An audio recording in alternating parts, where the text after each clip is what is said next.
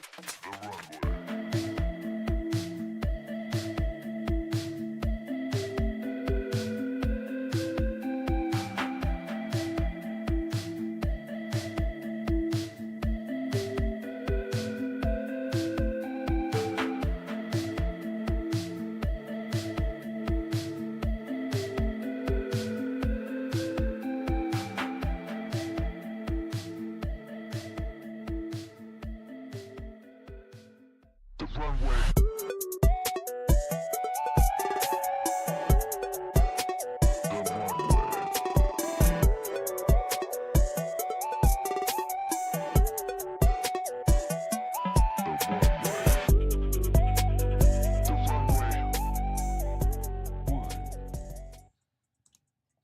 Live. Welcome back to another episode of The Runway, where we talk about current events, crypto, Web3, politics, and more. I'm your host, Matty Ice, and today I'm here with Kyle, Scotty, and Phil. Welcome back, boys. Yo. Thanks What's for having up? me. What's going on? How's everybody doing this week? Good. Long week. A lot of stuff happening, right? Yeah, work's keeping me busy. Your boss Figured must say the suck. same. Well, I'm on my own bath half the time, so yeah, he does. No baby this week. No baby? Yeah. What's going on? Yeah, mom's got the baby today. Wow. Paul, what do you got queued up for us to kick it off? So there's some breaking news apparently regarding the Epstein client list being on Pam Bundy's desk. Okay. Kyle, can you fill us in on that? What do you got, Kyle? That's about all I know. All I know is it's sitting there, and I'm assuming she's going to look through it and release it hopefully soon.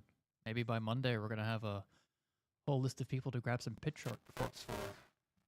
Bunch of fodder for Wednesday. How do you think Bill Clinton's feeling right now? Probably a little nervous that he had that massage therapist that was rubbing his back in the airport. You ever see that? There's like some young girl who was like rubbing his back in the airport when he was getting back from one of those flights. You hear I about believe that? it. Oh man. Tim It's Pool. super sketchy. I'm going to super pull sketchy. up Tim's take on this. I just still Oh, that's can't Pam believe, Bundy. what we was the go. guy in the That's wheelchair? all in the DOJ may be releasing the list of Jeffrey Epstein's clients? Will that really happen? It's sitting on my desk right now to review. That's been a directive by President Trump. I'm reviewing that. I'm reviewing JFK files, MLK files. That's all in the process of being reviewed because that was done at the directive of the president from all of these agencies. So have you seen anything that you said, oh my gosh? Ooh. Not yet. Not yet. Okay. Well, we'll check back with you. DOJ may be releasing the list of Jeffrey Epstein. Someone probably just put it on her desk and told her, like, hey, it's there now. And she's like, okay, I'll get to it when I get back to my Yeah. Who desk. puts that on her desk though? You better watch out. She I might, mean, like, you better watch out, or she might end up killing herself. She better get that list out quick. yeah. Yeah. All right. What else you got for us, Paul? What's queued up? Well, just Queued think up in our about stories for the the week. long-term repercussions of that when they're released. Like us at this table, we've been aware of this for months, years. Yeah. The 50% of the U.S. population has had no idea that this is going on and probably still thinks that all of this is a lie. Yeah. When this gets released, Well, I like, mean, the people that do know, that's a good marker of, who's taking the red pill or whatever, Right. because, it was going along in the subculture for a while about Epstein didn't kill himself. Like there was even that one broadcast huge with memes and stuff. on Fox News where there's a guy talking about his rescue dog or something, and he ended the interview with, and Epstein didn't kill himself. right. So How It- long ago is that now? It's been 2019. 29. So yeah, it's been 6 years since. Crazy. 5-6 years. Quite a long time. All right. What do you have queued up for us next here? Oh, here's a take by Elon. Let's start up there. This is really important for a lot of people to understand. I flagged this. Paul, you're going to have to move your OBS screen to another one so we can see. There we go. Yeah, that way I won't see what you're working on. Elon Musk, excessive laws and regulations result in almost everything being illegal, enabling the government to engage in selective enforcement. They can then take any company down for political reasons, aka lawfare. We've really seen this come to the forefront the past couple years, especially with all these investigations into political enemies when one party's in power. But the way that regulations, laws, this overbearing big government has evolved is, it reminds me of that quote where it's like, show me the person and I'll show you the crime.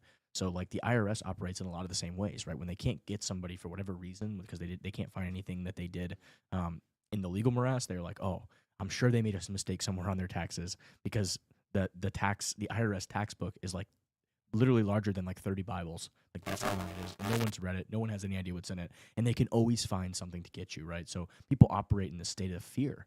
And I saw this in the crypto industry, like dealing with people the past 4 years, and I felt it. I felt it myself. It was like, oh my God, just keep your head down and keep building and work. And because if you go out and say something, it's like you paint a target on your back. And like when you got people that like depend on you, they have families, and you need to like pay them, and they have kids and bills, and it's like if they take you out, it's like it's not just affecting you, it's affecting all this other people in the economy. It's like this butterfly effect. So Well, there's a book out there. I don't remember the author, but it was titled like 5 Felonies a Day or something. And Yeah. it's 5 felonies all Americans commit every single day.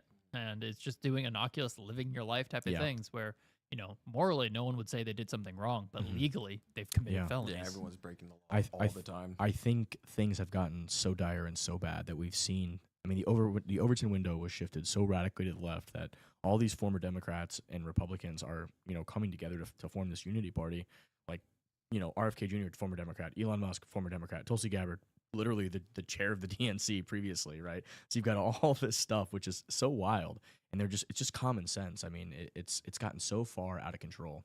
Well, So There was something that Glenn Beck said a couple of years ago, which he pointed it out, and I'm like, oh my god, he's right. I remember growing up, we used to say to each other, "It's a free country, go ahead and do it." yeah, You don't hear that anymore. you really don't. You law, really country do of not land, hear. Right. law and Yeah. regulations. Yeah, I mean, it's like, this is a direct attack on the idea of, life, liberty, and the pursuit of happiness. It's literally the opposite of that, of what everything has evolved into.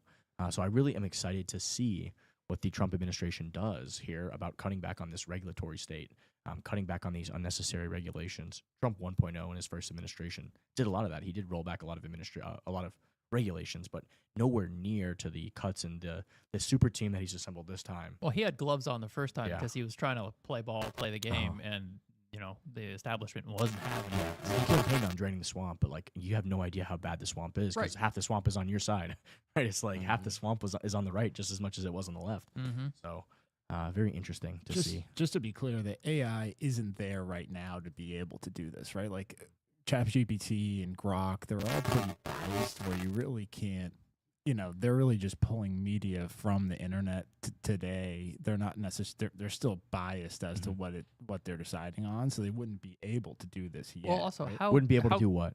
Like decide that if something was right or wrong, if someone was who. I don't. Why Well, not? basically, it is just an aggregation of all the things written on the internet. Right. Like its logical capabilities, I don't know how good they are. They're If- improving drastically. Yeah. Right, depends right. on- But It'll get it's there. improving, Is. but we don't know if it's there yet because these are going to be really large, complex, logical structures that they have to analyze. But I'm confused. What do you guys are tying AI into this?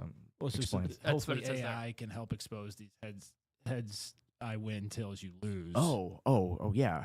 So Elon, I was just talking about Elon's post, but what he's commenting on, you're exactly right. Yeah, and I think that's what's happening right now. You're actually seeing people take these laws that are written in these legalese that, like, these, I don't even know what these swamp creatures sit in a room together and write all this stuff up and come up with all these, scams and, Well- abuses of power, and they put it all in this little legalese language, and then they shove it into this bill filled with pork that nobody ever reads. But the people that are supposed to vote on this stuff that we've elected never read it, never had any, they didn't design Sign it, off they on didn't it. write it, and they're supposed to like vote on this in about 5 seconds. And what people are doing is they're taking these bills and plugging it into AI, and it's like, hey, it says it's doing A, B, and C, but it's really doing.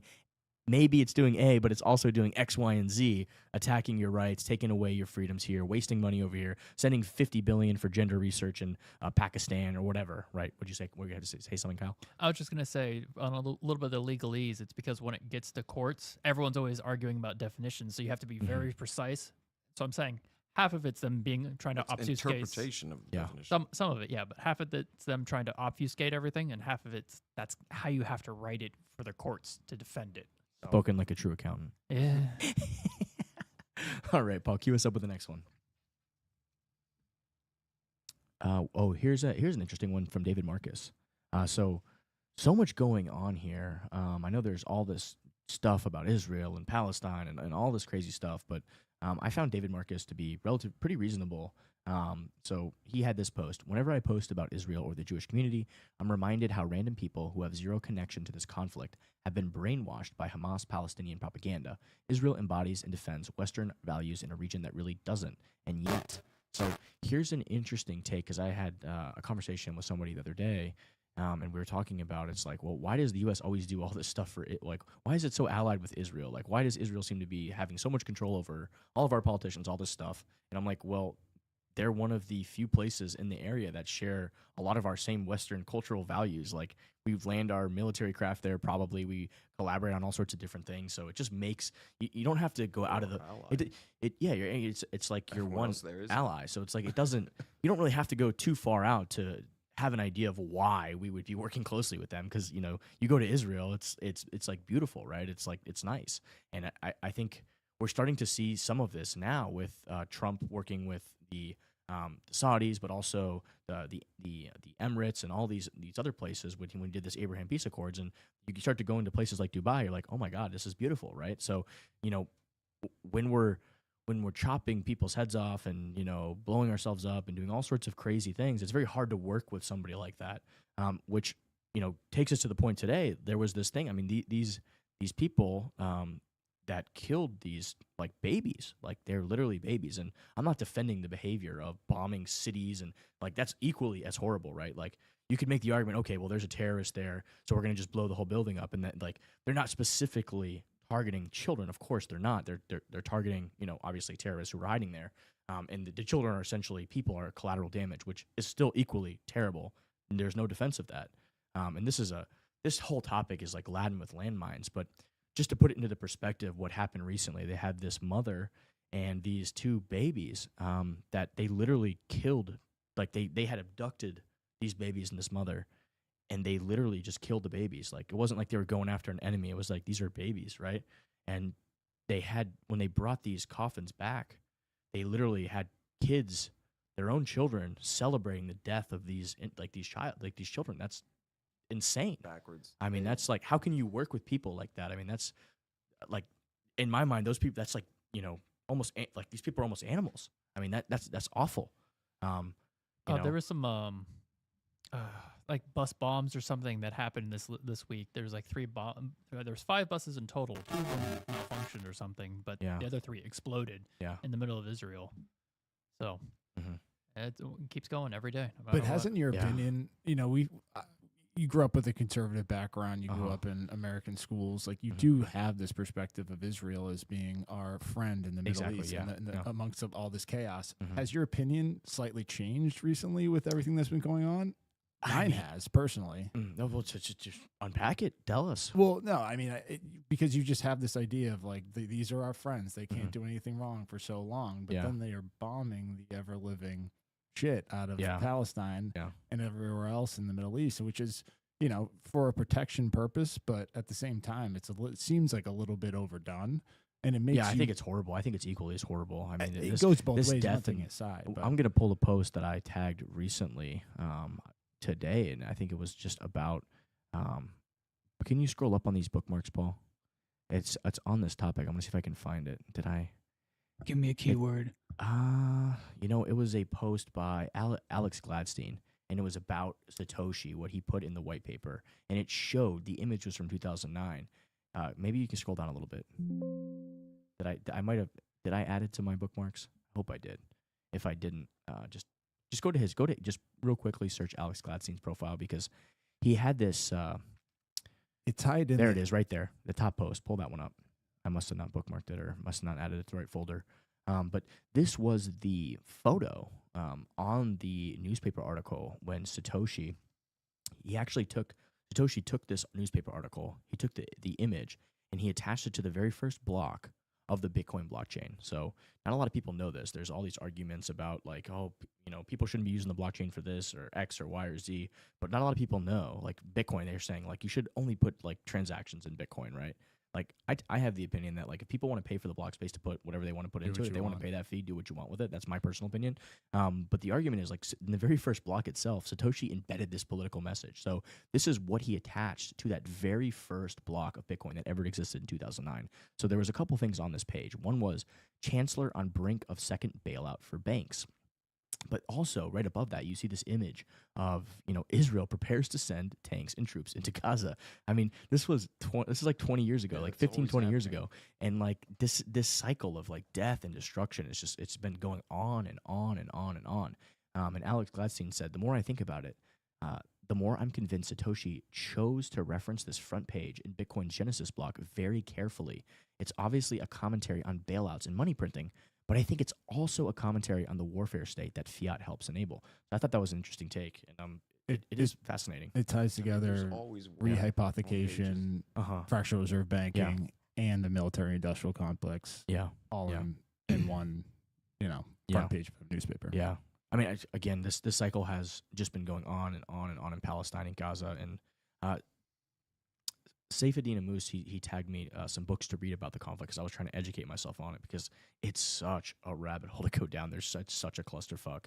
I think the 100 Years War in Palestine, I think that's what the book was called that I read, and it talked about just the whole conflict through the view narrative of somebody who has his family has been growing up in Palestine and he's Palestinian essentially, right?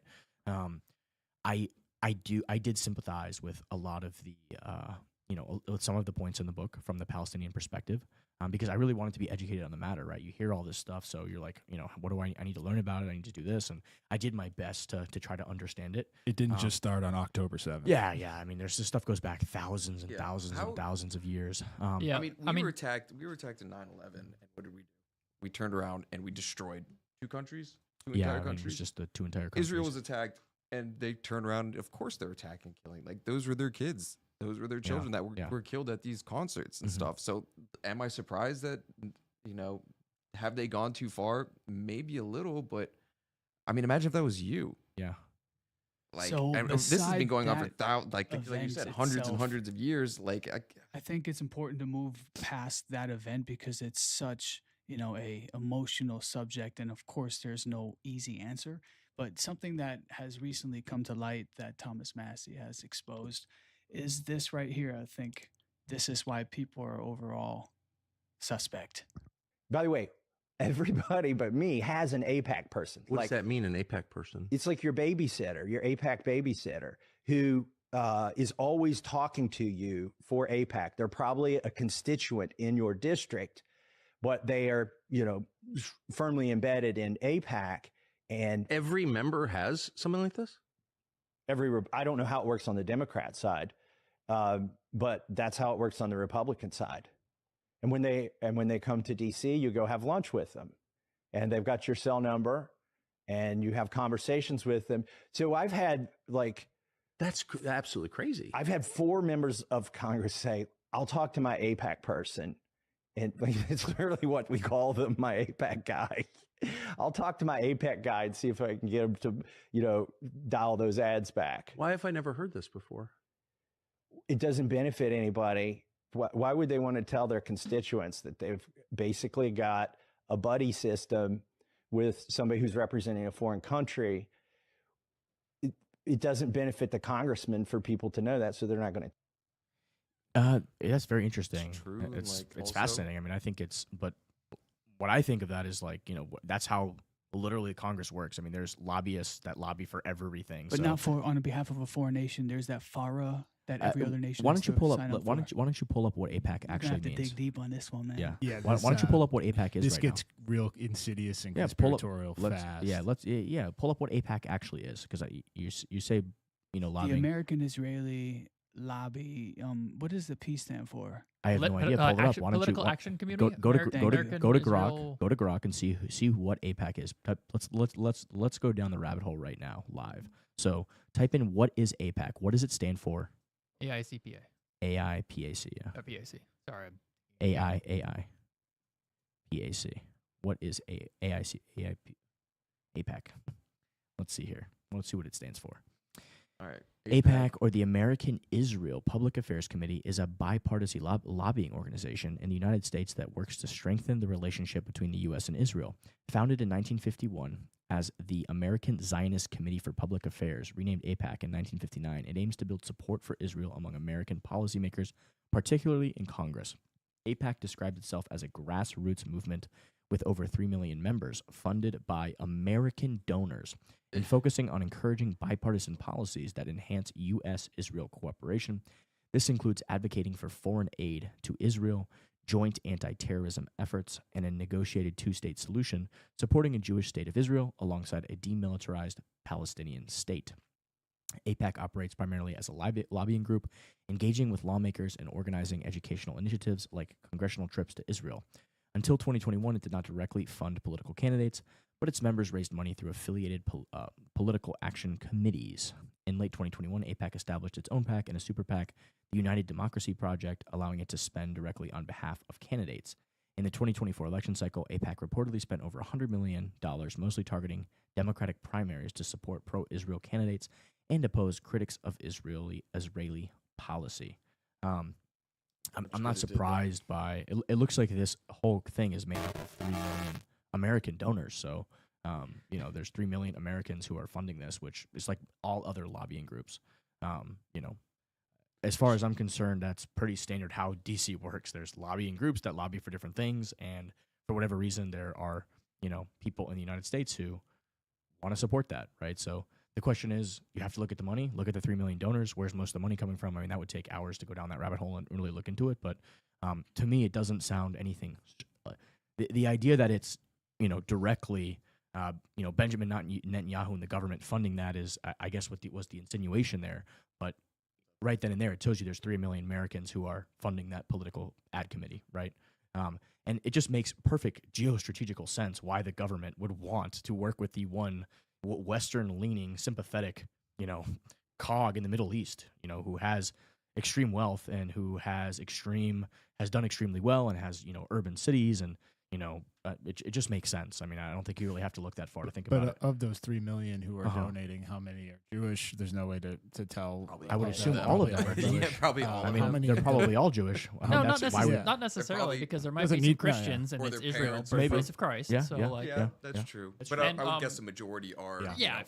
that's fine. And But- or the is AIPAC, somehow they would be- tied they to are the tied to Israel. I mean, that's literally what their organization is. Right. You're not It's- going to donate to an organization that you have no affiliation to.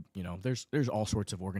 There's like, there's a Polish American and, Yeah, but you're going to be this and- Polish if you Yeah, participate in that. Well, yeah, but You I know mean, what I mean? you have a vested interest in these. There's all these different Poland. little organizations. Where it gets It's just how- crazy is when you go back to John Kennedy presidency, and Israel was considered the number one threat for espionage to the United States, and they had hundreds of active Mossad agents in the United States that were unreported. Why? Because our political leaders didn't want to offend Israel. There was so much going on Would it be during Russia that or time. I mean, during the the, like, nuclear, but It's Russia almost in the naive to Cold think. War and It's stuff, almost like- naive to think that there wouldn't be. Of course there is. Those There- types of people we in the have spies biggest, everywhere. the We- strongest country on Yeah. the planet at the Yeah, time. there's- Why There's going to be wouldn't they? spies everywhere. Yeah, that's just the way the world works. I mean, Yeah. we have spies in Israel. We have spies with our Right, allies. I but mean, we have people typically, embedded if in we're our. aware of it, we get rid of it. In this one case, Then they're No, bad it's- spies. slide. No, a lot of times what they do is if a lot of times, what happens is if they're aware of someone, they know someone's a spy, they'll leave him there. They'll Yeah, monitor they them, can yeah, follow and they'll now, feed him better to- information. Now he's a counter asset.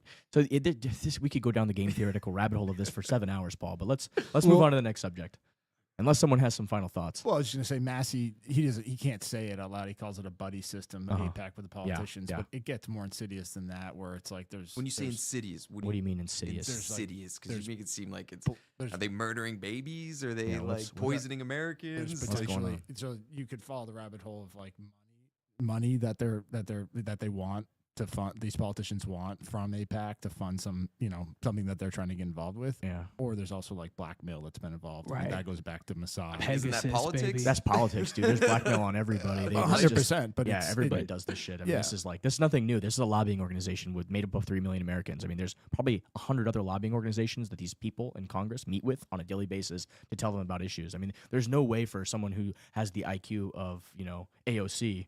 Obviously some of the stuff that she's saying is like retarded, and there's people on the other side of the coin as well, on the right, that are just equally as stupid. Like, they're not going to know everything. You got Elizabeth Warren over here who's like has a kindergarten's like education on cryptocurrency and Web3 and the future of technology, like in tech in general, right? So this person is operating on a first grade level. Like, she's probably just getting this information from whatever lobby group comes and talks to her and tries to break it down paying to her. to an Eli 5 explanation, and is funding her thing. It's a vested interest. This is currently how the system works. So there's nothing surprising that that the lobby groups are meeting with senators to convince them of these things. Well, no. What I think Yeah. that is surprising is the fact that they're listening to all of these lobbyists when our country currently has fires on our own, Right. of right. our own Sure. problems. Like, all right, maybe we can deal with other countries, Yeah. but fix at home first. We've got so many problems. The all across person everywhere that I that don't- politician is listening to is probably more pro-Israel than pro-American, and is pushing policies that are pro-Israel.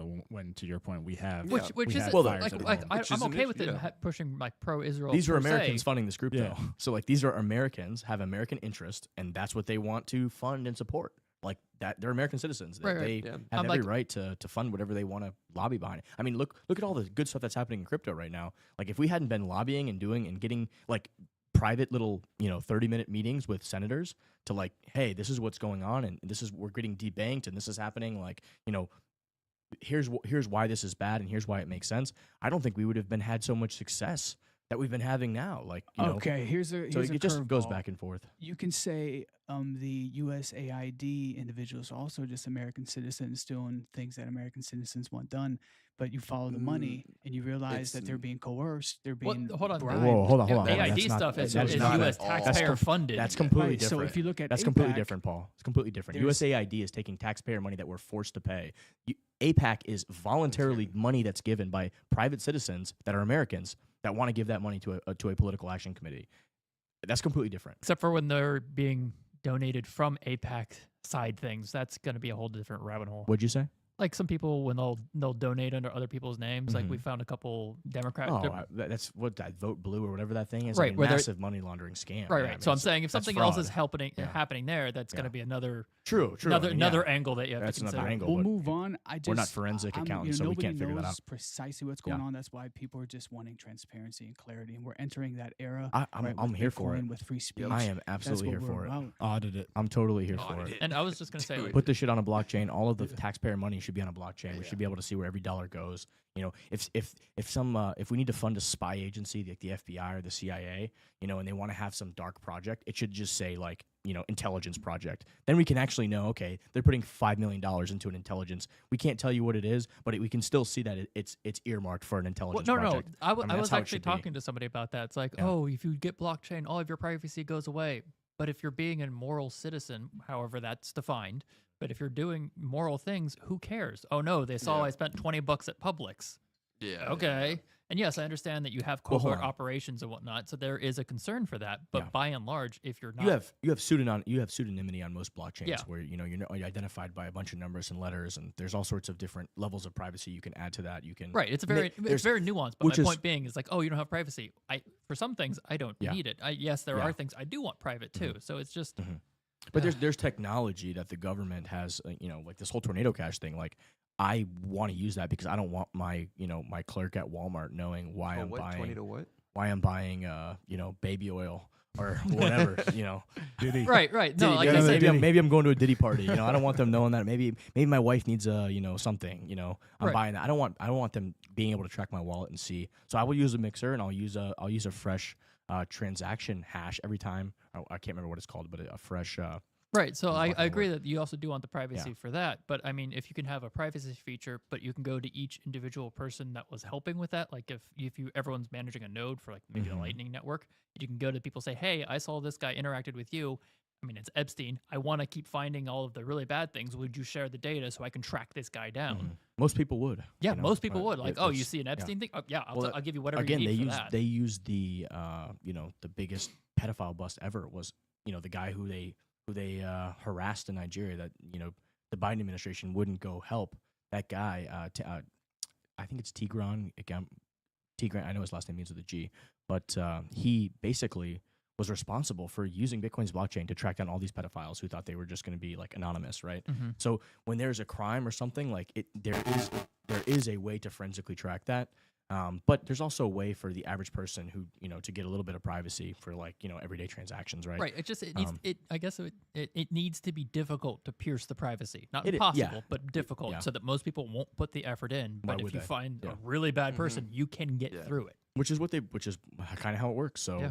and the Blockchain would make it better. we are private citizens. The government is a public, operation entity. Yeah. So like public means we the people, you're public. We should have maximum transparency. You should not have transparency on what we're doing. We are private citizens, right? So there's a huge difference there. So, all of these expenses and expenditures eventually should go on a blockchain, probably, Ethereum or Solana or something. Some form of blockchain is coming to the financial. It absolutely has to, financial especially for public spending. And you can still, like I said, you can still have, military spending or secret projects, and all you do is just say, this $20 million went to a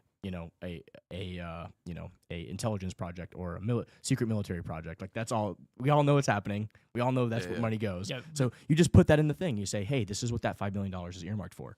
So then people are like, okay, that's a military project. We get it. The problem is is that we have zero accountability, and then people are spending $20,000 for a trash can. Well, also, and all sorts of other even, scams and shit. Even if they're working scams, even if they're using it for nefarious means, we still want to audit it. Even if it's like, oh yeah, we're using $5 million very efficiently to burn the world down. Look, I'm still not okay with that. Yeah, you're doing it really well. That makes it worse. Yeah. If you're incompetent, that'd be better. Yeah, Tigran Gambarian. Yeah, I'm glad they finally got him home. So that was amazing. Let's see here. Go back up. Let's look at that one yet. Let's see. Go up a little bit more, Paul. Go back to the top. There's some other stories. There was a. Let's see. Nope. Keep going up. Keep going up. All right. Let's go to the. There it is. The Sean Diddy Combs thing. What was that? So look at this Diddy. That's so bad. That's so bad. Your lawyer quits on you 24 hours. Like they're like. Under Cash no Patel circumstances can I continue. Holy shit. Yeah, that's. Well, hold on. That's just sign. even more confusing because So there's bad. plenty of lawyers that will go defend criminals. I know. And so, Yeah, like, is the but lawyer that's how- implicated in this too, or is like No, I don't think so. I don't but- think. I some think it's some just people defend more- horrible people? Oh yeah. So I don't. I Why don't would he know. quit because of that? Maybe he That's just. why it's so blown It must have away, been like- so bad that he's just like, you know what? I can just not even defend this guy. Like he probably was that. Like whatever they were doing was probably. I don't know. Right, but that's I my don't know. point. Like, Yeah, it has to Let be somebody really else deal with freaking it. bad. Yeah. it well, must that's be- why I think the lawyers may be implicated because he's not able to No, be no. impartial or something. There's no No, reason for because him. that would be Maybe the he is not conflict of able to. interest. He Maybe would he say is. Right, conflict exactly. of interest. He's not stating conflict of interest Yeah. there. He's stating that I can't just continue. can't do this Why does that as a human being. But why does that happen after Patel Maybe is he- confirmed? maybe he- why is that the thing that kicked Well, him I off think of it? they might just be using some framing there to like make it seem like it has to do with Patel, but he might just. It's just. It could potentially just be a coincidence. He you know. My point is, I want more information. I want more before information, too, before I but- say like yeah. anything else. Let's see. Oh, that was a great one from Coinbase. Look at all this. So go to that meme. This is Brian Armstrong, the CEO of Coinbase. He made this post, I guess. So Coinbase, which rules did we break? Question mark in the SEC. Which rules do you think you broke? Great. And that's really what it was. I mean, it was like a giant fishing expedition by this, overreaching government and like total regulation by enforcement. So a pretty interesting post there, but it's nice to be moving past this era where companies are just under attack because they're in a disfavored by the political party one in of the power. aspects of criminal law is you have to have the intent to break the law called mens reis. Yeah. And if you don't have that, they can't go after you criminally. They can go after you like civilly, but not criminally because Yeah. you're not trying to do something. Of course. Yeah, you And didn't this know one, you it broke seems the like law. they're like, oh, it doesn't matter. Even like all Coinbase is trying its best to be as transparent and up to bar as they want, and SEC's like, nah, we're still gonna come after you. Mm. Just Okay. garbage. Tuffy just let us know that apparently he has 5 lawyers and one of them dropped off. Oh, okay. Oh, one of them dropped off. Tuffy texture? Tough master. The good Tough Meister himself. Yeah, somebody like P. Diddy is definitely gonna have more than one lawyer. Yeah. Let's see here. Yeah. This is a wild one today too from Apple. Did you see this? They I mean, basically It was an unexpected move. I'll give him that. so by the communist from George Orwell's communist government that are in power, the Labour Party that are in power in the UK. Oh, Here, Mr. this what Stalin Starmer, is that his name? Stalin. Can you show more? Stalin. Keir Stalin. That's his name. Keir His name's Stalin. actually Stalin. I think it's just like Keir. insulting Yeah, him. I think it's Keir Stalin. Your Stammer. Is this what we were talking about the other day? Where like you can't get in? Oh, maybe Yeah. it was- So can't get into an iPhone. so Apple has historically been a tremendously privacy-focused company, and which is why I've respected them in a lot of ways, because it's been so overbearing, the Orwellian violation of privacy that we're seeing from governments, especially, right?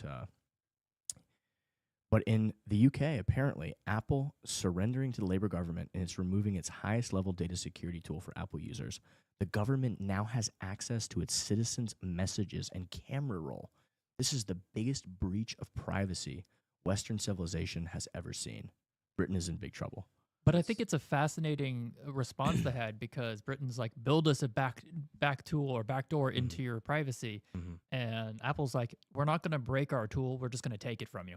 You won't respect our privacy tool. You don't get to use it at all. And so now they have access to everything. That's so an interesting take. they're complying. They're giving them all the access to the British citizens, but they're not breaking what they made.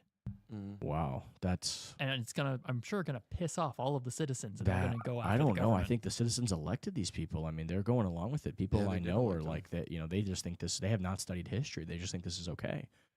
I mean, I can't even fathom this. I mean, this is unbelievable what's happening to the attack on privacy, going in like in Germany, arresting people in their homes for posting memes. I mean, this is like something out of a dystopian science fiction novel. I can't believe this is real life. I mean, Thank God for America. It's everything's relative. Like, you think things are bad here, and you look over in Europe right now, things are like 10 times worse. Their immigration problem that they're dealing with over there is like literally 10 times worse. These rape gangs that are going around. I mean, so bad. they're That covering for Keir them. I mean, Yeah. that is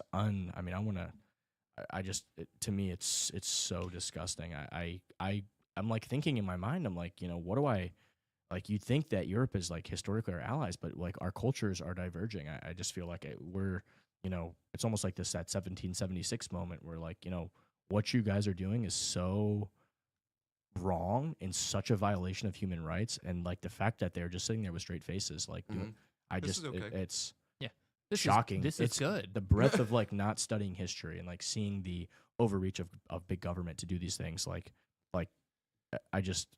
it blows my mind. I just can't comprehend it that people could actually think that. It's like that one where the dog's sitting with the house on fire, and he's like, "This is okay. Everything's fine. Everything's fine. This is fine.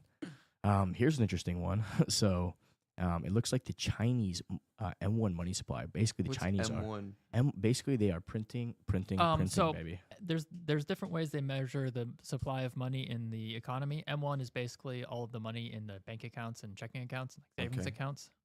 I have to go look up them because there's a couple different ways they measure it, but that's what M1 is. I'm pretty sure. So this is like the idea of like stimulating an economy, right? Yeah, so pretty much. Yeah. Basically, they print a bunch of money. So The 60 politically trillion connected. to 112 trillion. Yeah, these are yuan, I think. So it's a little different, but yeah, definitely they're massively increasing the money supply. Well, I'm looking Everybody- at percentage.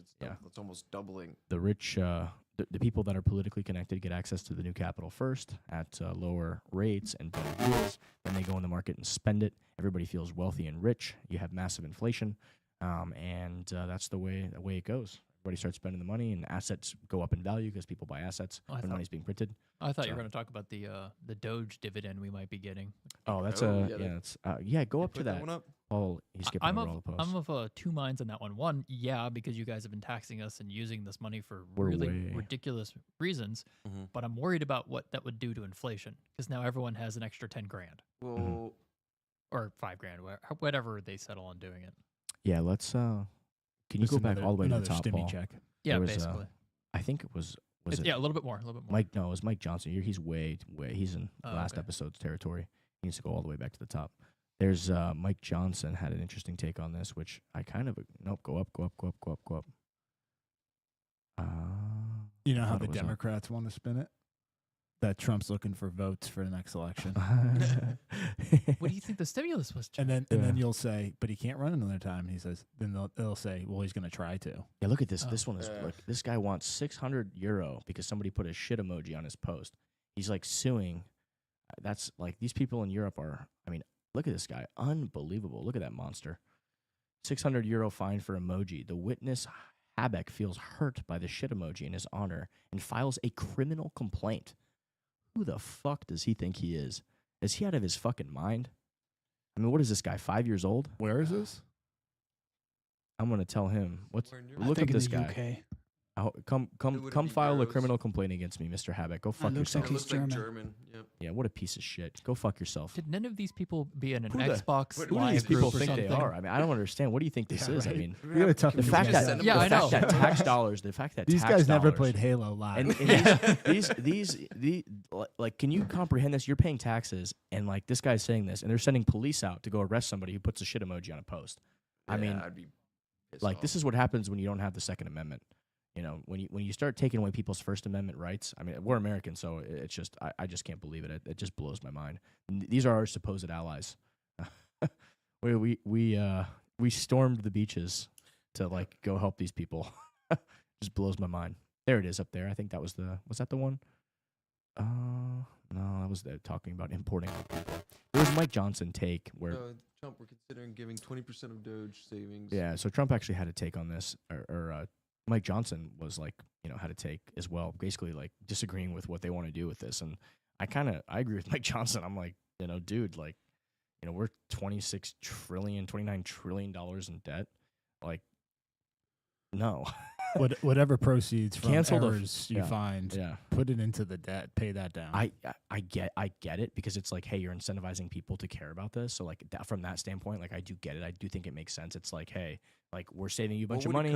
We're showing you how we're saving you money, and we're offering an incentive. Well, I mean, let's say people behind it. $5,000 to what? How many people are there? 300 million. 300 million. Well, it depends how they're doing it. If they're doing it by people, it'd be 370. I thought. If they're doing it by household, that's a different number. If they're doing it by taxpayer, that's a third different number. Yeah, those are so just do like 150 million. Do like 5,000 times. So, but I mean, like if they managed to cut $5 trillion in spending or whatever, and then they gave back like 10 billion or something. Yeah, that's not a big deal. But it's not exactly. It really depends on. It's the gonna numbers. be way more than that. But yeah, I know. I'm just throwing out numbers. 7.5 E11. Turn your thing to the side. So it would be $750 billion if they gave 150 million people 5K. So it's a drop in the bucket. 750 billion. Yeah. Well, that's what I'm saying. That's $750 billion. Right. I think that's a little excessive. That's a lot. Well, that's what I'm saying. Are they doing it by taxpayer, by household, three by times what we sent to citizen? Ukraine? I did about half For of our the own citizens. But yeah, I mean, even if it's 1/3 of that, even if it's like 200, even if it's $250 billion, I think it's too much. It's outrageous. There could be a long-term game at play where they know that the government and the currency is all based off of trust. And if they don't pay these people back some of their money, people are going to start saying, why am I even paying taxes at all? That's if a they're good just point. broke. So they're like, let's give these people some money back. So they don't freak out. Elon Musk just said Doge is considering sending $5,000 refund checks to U.S. taxpayers, 79 million households. Okay, a total of 400 billion. There you go. There's the math, which is 20%. Nice find, Paul. Which is 20% of Doge's projected savings by 2026. What is your honest opinion? So yeah, I mean, there's a lot of interesting thoughts on this, and my mind is my mind might be being changed in real time here by you guys. So we'll see. I mean, you have two arguments here. It's like either send people a refund check or use it to pay off the debt. Both of them would be beneficial. True. But then you're going to have different impacts. What do people want? People want the money, man. Of course they're gonna want the money. People are always going to want the money. Listen, when you what is it? When you take Peter's money to pay Paul, you can always depend on the vote of Paul. Yeah. That's one of my great tax quote from our boy Dominic Frisbee's book, Daylight Robbery. You give them $5,000, they start forgetting that you stole X amount of money from them. I'd rather just have them eliminate the income tax, let people have more money. People have more money to spend. They have more money to save. They can reinvest more in the economy. They can spend more on. But don't you know the government can spend it better than you? Oh, apparently. Yeah. I mean, I never knew I wanted to, send $500,000 to or $500 million to Honduras to watch cockroaches dance and have the Pakistani Pakistani racial studies are important. So here is Small R. I actually subscribed to her recently because I support all her work. Doge is existential. That's what people don't understand. We're financing much of this with debt, and it's only accelerating. I'm doing this because the numbers are undeniable, and I want to secure my children's future. There are 2.4 million federal employees. We survived much worse layoffs. So 6.2 million unable to work because employer closed or lost business due to the pandemic. So the pandemic was, 3 times as worse as, 4 times, probably 5, 6, 7 times worse for jobs and stuff than laying off some of these federal workers. And I really do feel for people who are losing their jobs. I mean, it definitely sucks, right? But you're not entitled to have a job that's exploitative and taking money and wasting money from the taxpayers. I mean, I hate to say it, like I do feel bad if you lose your job. But some of these jobs should just not exist because they would never exist in a free society. I'm empathetic because I had a job early in my career. It was a startup, but it was financed by, I think it was a billionaire. I don't remember exactly how much he had, but he had a crap ton of money. He's like, oh, I'm going to finance this for the next 5 years until we can get this up and running. And then like 3 months later, he shut down the entire thing and I was fired. And so like, all right, all of a sudden I thought I had secure employment, and all of a sudden now I'm out of a job. Yeah. And it's rough. I mean, it messes with you, but you got to pick yourself up and keep going. You're not promised a job. But then you got another job and you started stimulating the economy in another way. Yeah. That's the idea with these federal workers who are being fired. They're going to go into the private economy and start stimulating the economy in a different way. Well, and they've got more productively, they've more got productively, actually providing real value to society. And they've people got like a based on 6-month severance feedback or from the something. market.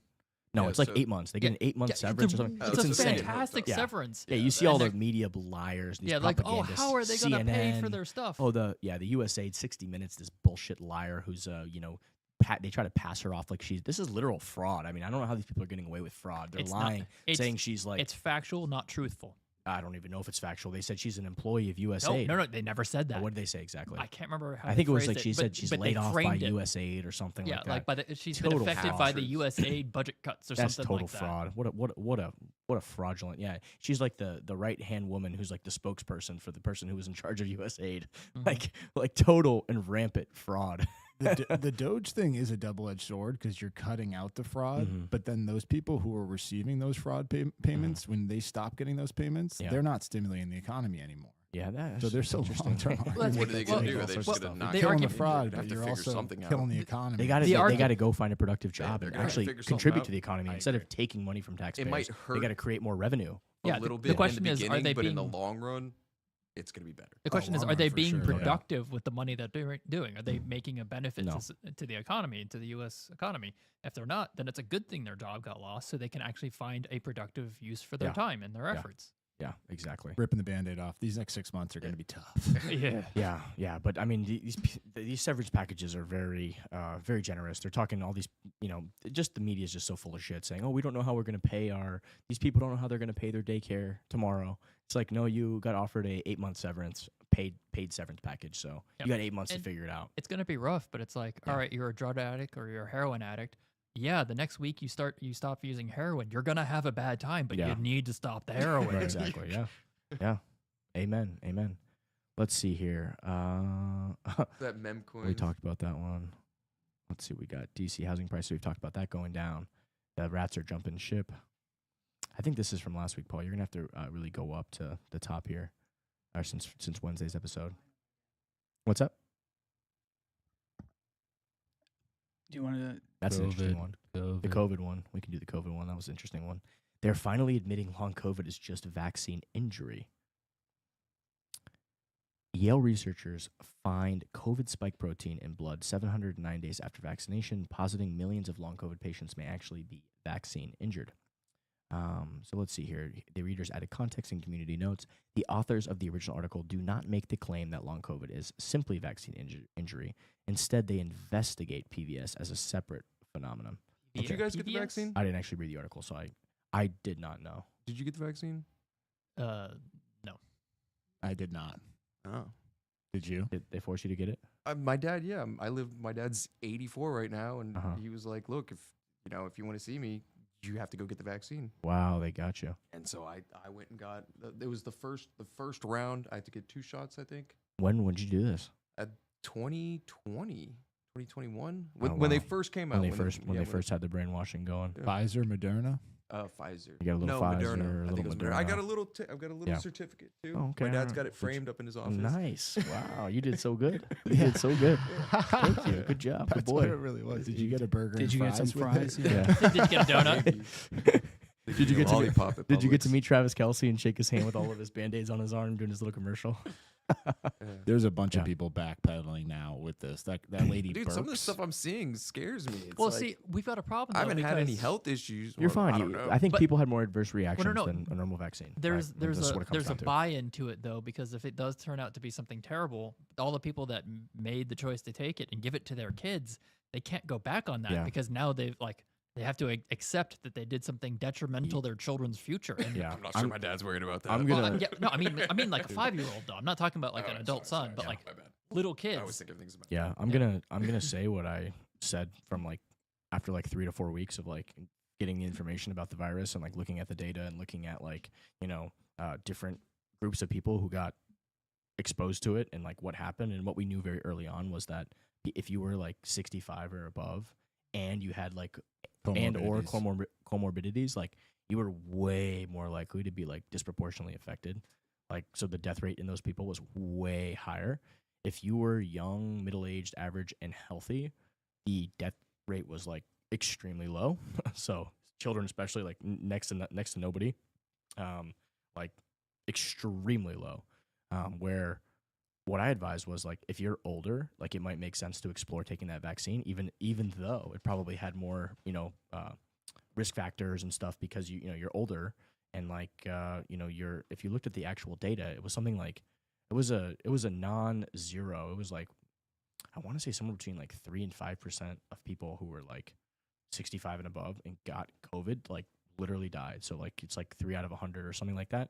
Whereas like if you were younger, it was like 1 in 5 million. You know what I mean? Like so like well now the research is coming out that the vaccine was more risky to take, especially if you were a male. If you were young, 20, yeah. If you're younger. And I said that from now. I'm like, I will in no way ever fucking touch this. Like I have no desire because if I just get COVID, which I did, I actually took a blood test and it was like, you have the antibodies. I'm like, oh, well, I was never even fucking sick. Yeah. So, like, I never even knew, right? I actually got it twice. Really? I've got it twice, too. And it was brutal, but it's like, I'd rather do that than get the I never had vaccine. any. The first time didn't really affect me. Like, I know I got exposed to it for sure. I don't think I actually got sick. Yeah. The second time, I lost my sense of taste for Yeah, like a I had- week. So I know I had it. I spoke to a doctor at one point who was like, like telling me that I should get the vaccine. And I'm like, yo, I took a blood test when I have the antigens, like the antibodies. Like, I already had it. Why would I take a vaccine when I already have the immunity in my blood? Well, you don't And, care like, about your it, like, community. broke 'Cause his brain. If you don't I'm like, get the dude, you're a vaccine- fucking doctor. You went to medical school. Like, how do you not understand biology? Like, the natural resistance is always better. Natural immunity is always better than a faked immunity response, which could be beneficial in some scenarios. But the natural immunity always is going to be way more robust, last way longer, and be way better. So the advice I gave people, and I still stand by this advice, is like if you get COVID. if you had a lot of comorbidities and you were old, like I recommend getting the vaccine even with the potential for adverse reactions. But if you were young, there's fucking zero reason to do that. So it's retarded. Deborah Birx, who was like the head of basically the face of COVID during I remember her. She just was out. She was on Pierce Morgan's podcast a couple days ago and basically said exactly what you just said. That's what we should have done. That's literally what I She said 3 weeks going in. And I told everybody that I knew on every like group I was in. I'm like, look, here's the data. There was a cruise ship that had landed and there was a bunch of old people and like they had a higher death rate on that thing. So I looked at the data. I was like, why are like on this cruise with a bunch of old people, they had a lot of deaths and it was like really scary. I'm like, well, because this affects older people more than it affects young people. And then you look at young people, it was like death rate was like nothing, right? It was like worse, maybe a little bit worse than the common cold or than the flu or whatever, right? Like, but like not bad, right? So like it was like very obvious to me early on. It was like, okay, well, I had no problem with Trump doing the warp speed. I had no problem with that the vaccine being an option, like available for people. Like people are like, oh, they should have never done this. I'm like, let them do it. It's a free society. Let people make their own decisions. That was the big thing. Well, I have a problem with them redefining vaccine to include what they made because by the old definition, this wasn't a vaccine, and then they changed the definition. Well, they've been doing that for years. Don't you know they did that with racism? They're just redefining words to make it fit their I can narratives. still not like it. They can do it all they want. I cannot like it. I agree with you. What would you call it then if it's not a vaccine? Would you call it what would it be considered? Oh crap! It's not like a gene therapy. But Bioweapon. No, bioweapon. No. It is making people more vaccine hesitant as it relates to all vaccines, but I think that's actually a good thing. I think we should audit all vaccines too. And if they're good, all the evidence will prove it. So like, okay, we double checked. We're good. Yeah, I'm total agreement with that. I think we should think critically. We shouldn't just accept what we're force fed. By the experts. I've talked to plenty of experts who literally don't have an understanding of basic biology. Like I said about the doctor I spoke to, it was like, how the fuck do I know this and you don't? Real bad look for doctors. Plenty of times. Well, like anything, like any industry, right? It's plenty like of there's times bad in my apples. own work, I've worked with other licensed professionals, and I'm looking at their work, and I'm like, what did you do here? How did you get your license? You just showed up. They were really good at tests. That's what they like. They Yeah. were great at taking the test. When you Even actually that, look at or- the quality of their work, I'm just like, what is this? You could say that about basically. Because cops, like they think a lot of bad cop and say that all cops are bad. Like we need to defund the police. Like no, there was that bad cop and like this bad cop. But like most cops are good. Same thing with doctors. Most doctors are good. You go in to become a doctor to do good, right? You're helping people. It's like a very charitable thing. You take the Hippocratic oath. But yeah, there My- are my- my doctors point- who are ignorant and stupid and bad. My as well, point just is, like any industry. give them credence when you're listening to the experts, but also don't give up your own critical thinking. Because Absolutely, I think it's just a way to evaluate the world, right? Yeah. This sacred reverence that we just get. It's like this ad hominem fallacy, right? Like you attack it's appeal someone. to authority. It's It's like, just oh, I've got appeal these to- credentials. Exactly. Like that means nothing. Like what is like, yes, I'm going to give you a little bit more credence, but like I'm still going to think critically about what you're saying. And like, science and facts and reality, still, even if you're an expert and you say something crazy. I was having this conversation with Paul, I think the other day. We were talking about this, and it's like there was this, I think this thing called Project Steve or something, where like, there was this group of scientists who basically said like, it's like people saying the world's flat now. It's like they're saying like evolution isn't real science or whatever, and the world's only 2,000 years old, and like that's it. Like they just believe that, even though all of the scientific evidence shows the complete opposite. So like they found 6,000 scientists who basically, or a large group of scientists who signed this thing, and basically and kind of said like, yeah, evolution's not real. The world's 2,000 years old. And I have to correct you. 8,000 years old. 8,000. Oh, my bad. I'm so sorry. Okay. So sorry. 8,000 years. 2,000 gets equally us is back, gets equally us is to equally zero, is- and then we go yeah. back BC. Okay. Equally as ridiculous. The world is 8,000 years old. The universe is just was snapped 8,000 years ago, and here we are, right? And there are scientists who signed this letter that believe that, right? Like they got their degrees somehow. They got accredited, and they believe that, right? So I I mean, think as smart as these people are, and I do think doctors are smart, they are just as easily manipulated Yeah. by data Willfully as anybody ignorant else, also. and they don't have a lot of time on their Yeah, hands you're to do their 100% own right. research. You're So they read 100% these right. white It's be- papers that Yeah. they trust as if they're the Mhm. Bible, and Yeah. those sometimes the white papers But are that's the incorrect. thing is Paul, like can they you- trusted their institutions because they thought the institutions that they've been trained to rely on, and whether it's good or bad, another thing. But they trusted that it was being done. So we have to have division of labor. So sometimes you have to trust another person that they know what they're Yeah. doing Yeah. because you can't spend your Yeah. time looking at everything. Paul, find the study there was a study recently that was retracted, and they actually show the study. I don't know if it was the Lancet where they all faked the thing or whatever, but there's no. I actually saved it in my notes because it has to do with this, where it's like this. It's this professional study, and it like looks super like a scientific. It's written in all the scientific papers, and like you see a study like that, like, oh, look at this study, right? Like. And Paul has always made the point to me, like, how do you know to trust these studies? You know what I mean? Like, you can't, like, how do you know to trust? Well, you actually have to read the study. You have to look at the methodology, and you have to make sure it jives. You have to make sure it was double-blind placebo tested. There you go. That's what I've always. Double-blind That's what I've And always follow told the you. money. Who And- funded it? No, Yeah, even who th- funded even So Paul made the even then- argument who funded it, and I said, well, it doesn't matter who funded it if the science is clear and you can see the Yeah. methodology, right? Well, You have no, to evaluate As we're it. seeing with even- RFK, even he's then. pointing out, Yeah. a lot of these trials cannot be reproduced. Exactly. Right. The Which is findings why are you skewed, have- the data is skewed, and as we learned, big pharma gets to cherry pick, the studies that they want the FDA to reference for these products. They can have 20 studies on one drug. 19 of them had adverse effects. Mhm. One of them, may not have, and that's the one they'll go with. Yeah, That's I the mean- one that they actually give the FDA. FDA doesn't review all of these studies. There's arguments that can be made for both sides, right? Because 19 of the studies could be wrong because the dosage could have been too high, and then they finally lowered the dose to the point where you lose the adverse effects but still get the benefits, I'm right? all So about giving benefit there's- of doubt. there's a but lot of not different when ways to it's- look at when it, it right? comes down to playing with people's lives, right? Yeah. When it's health. And mandating. For most of Man, these that's things, the my, key. my Mandation, willingness yeah. to give benefit of the doubt is gone. No, I want to see all of the studies and research on these things. But I What want it is. this. my point was I wanted to show the study that they retracted because it just had like you read the scientific paper and you think, okay, well, look, it's all scientific, but I tagged it Well, on there somewhere. There was the ivermectin study. For I think that's 17 what it was. Yeah, Yeah, that's it what you're was. thinking Yeah, about, scroll down. Yeah. It's the ivermectin where they basically tried to say that maybe it was 17,000 people died. maybe it from was ivermectin. HCQ or something like that, and like it was just hydroxychloroquine. yeah, maybe it was an HCQ I study. think And it's with a C. HCQ. It should be on that. It should be on my. I know I tagged it. I know I tagged it somewhere, but basically it's been retracted, which we all at the time knew it was complete bullshit because like ivermectin and HCQ, like this stuff has literally been used like to treat different viral conditions for like ages, right? Well, the But the- ivermectin got a Nobel Prize. Whoever Yeah. made it. There's an got it. ivermectin. A story. That's the What- horse dewormer. What right? was? Yeah, No. yeah. I think it was HCQ. Yeah. HCQ. HCQ, yeah. That's different than ivermectin, hydroxychloroquine. Mhm. Yeah.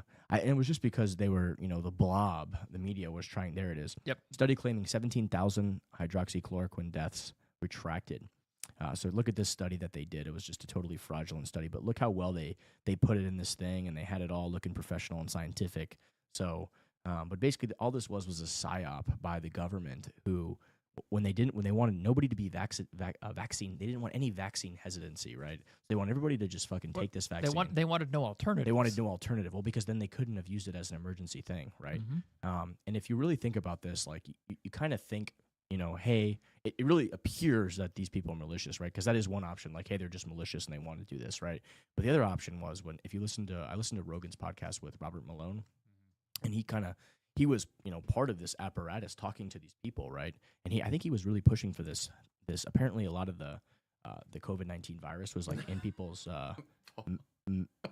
mouth, and when it was like in your nose and throat and stuff. So he came up with the solution of like this spray that would kill. So remember how the virus it would, when you would talk or breathe or whatever, it was like in the air and it would spread out. But apparently, if you had a high viral load, if you did these nasal sprays and did this like mouth spray, he said that like it had killed like 90-something% of it, like that was sitting up here, right? So if you went out in public, you would spread like next to like a very small amount. So if you just did this every like hour or whatever, or every couple hours, it would have really scientifically cut down on the spread of this thing. But instead they did, these masks. But the masks, of course, the way I've always thought about the mask was like, okay, the size of the virus is super small. It goes through the holes in these cloth masks. But like, think about it like taking sand and throwing it against a chain link fence. Like, it's Didn't do anything. It's going to do a little bit, but like Yeah, not it's not much. gonna do a It's whole not going to do a whole lot. It's going to do a tiny bit, but not a whole lot.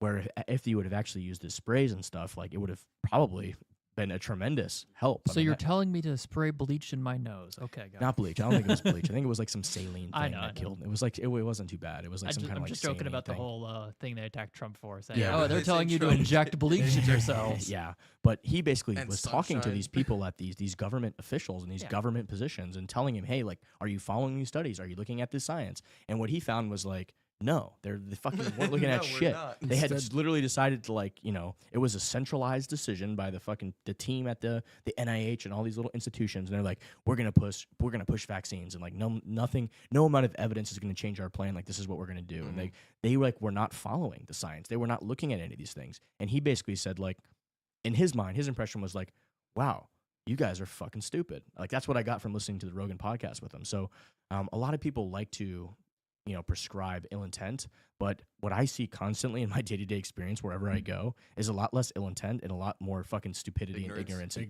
idiocy. Right, but like Yeah. I'm willing to do that to an extent. Yeah. But like I've Yeah. said before, with the whole Epstein thing, once it was found out that was buried, just so you Yeah. could get more coverage of the Queen or something like that, I'm like, no, Mike, my Coverage of willingness. the Queen, what do you mean? They didn't want to publish the Epstein list because Prince Harry or somebody was supposedly on it, and they didn't want to lose access to If the it's royal not court. the queen, it's aliens. Yeah. But I my guess we'll point- find out. But my point is, this was one of the most prolific child predators. Let's fucking find. I just want the shit to be released. Right, so we can all but fucking my see it. I point don't even is, wanna like, talk about it I anymore. know It's those fine. Who was people will Ghislaine's dad? do malicious things. Uh-huh. Like, there's no way I can see that as anything other than malicious. Yeah, And so- I guess we're gonna let's just see this fucking list. I just want to see the list. Hopefully, Pam Bondi puts it out next week so we can talk about it and it's out there. I don't want to speculate about it anymore. It's coming so fucking soon. I know. All right, let's see what we got next, Paul. Let's move on to the next subject here.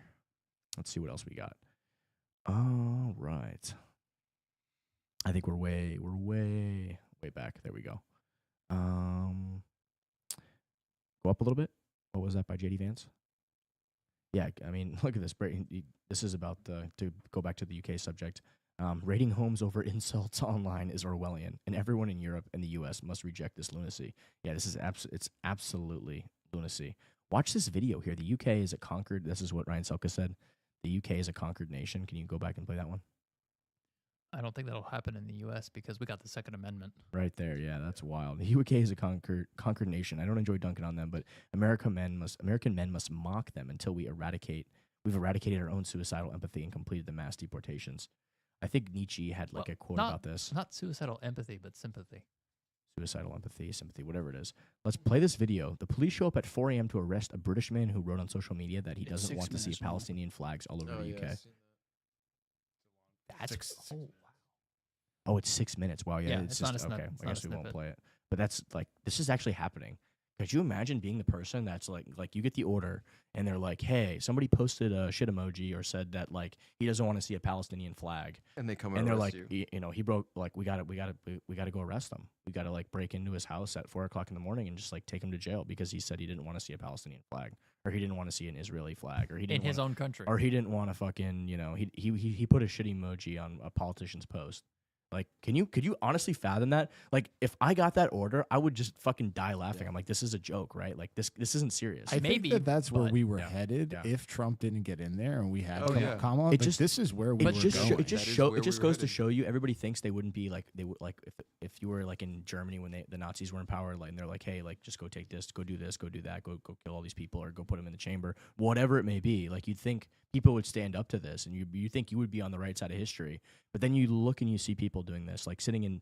I watched one where they were sitting in this old guy's house who like retweeted something that he saw that was like, you know, considered offensive, and it's like this old man, and like these young cops are just sitting in his house, and they're like, yeah, you're going to jail, buddy. You're going to jail because you spread hate. You spread hate, buddy. You're going to the slammer. Like, imagine being that person, and someone like I would probably kill myself if that was me doing that to somebody. I would just never. I would quit on the spot. It's crazy to me that people can right? can But do these most things. of the people Carry are that going to out. have they're going to have kids, Yeah. and they're Yeah, going they to be have like, how am I going to responsibilities. feed them? I don't have skills for any other job. Yeah. And I would they'll do- just doing do what it. I would told. literally do Yeah, anything they'll else. do what they were told I to don't know. keep That's, their job. that's crazy. I'm not saying it's right. I'm just saying that's what they would do. Yeah. To a certain extent. That's what when, they when do you rationalize draw it the with. line? When is too much? Oh yeah, well we have the Nuremberg trials at some point saying Dude, there is a time when you do crimes that there is no excuse. I watched a documentary on that not too long ago. That was crazy. What is this, Paul? I'm looking for this quote from Jordan Peterson, just explaining the psychology behind these people. And apparently, he just said that oftentimes obedience is one of the values and Mhm. metrics that low IQ people can compete. Yeah. That's Michael Malice, I think. That is Michael interesting. Malice, okay. And then dabble in some fear on top of that. Yeah. You can The bad control mix. anybody, Mhm. most people. What else we got, Paul? Let's see. Oh, let's see this one. This is a big thing this week. So Elon got on I think it was Zero Hedge said something, and Elon saw it about like like we want to know how much gold's in Fort Knox because like I guess nobody's actually audited it in like 70 years or something fucking stupid. Yeah. He's And, like, they it's should be been a doing while that since, anyways, yeah. right? Yeah. So live stream, and then this is Trump. You can play this 15-second clip. This is epic. He basically said like, we're gonna go in there and we're gonna audit the gold. This is amazing. We're going to go into Fort Knox to make sure the gold is there. I love this. You know that? We're going to go into Fort Knox. Do you know about that? That was a bad bump. Are they going to eliminate more national security positions, civilians there? We'll see what happens.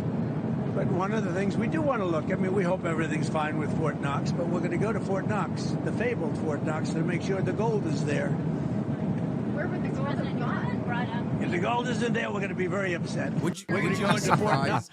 That Would is you be insane. That surprised is if the amazing. gold wasn't there? I wouldn't be surprised. Surprised? No. Would you be Yeah. like if like half of the gold was gone? I wouldn't be surprised at all. I'm Not for one assuming second. that's the case. Yeah. Are we all I think that's assuming I that? think that's the basic assumption right now. But Well, no.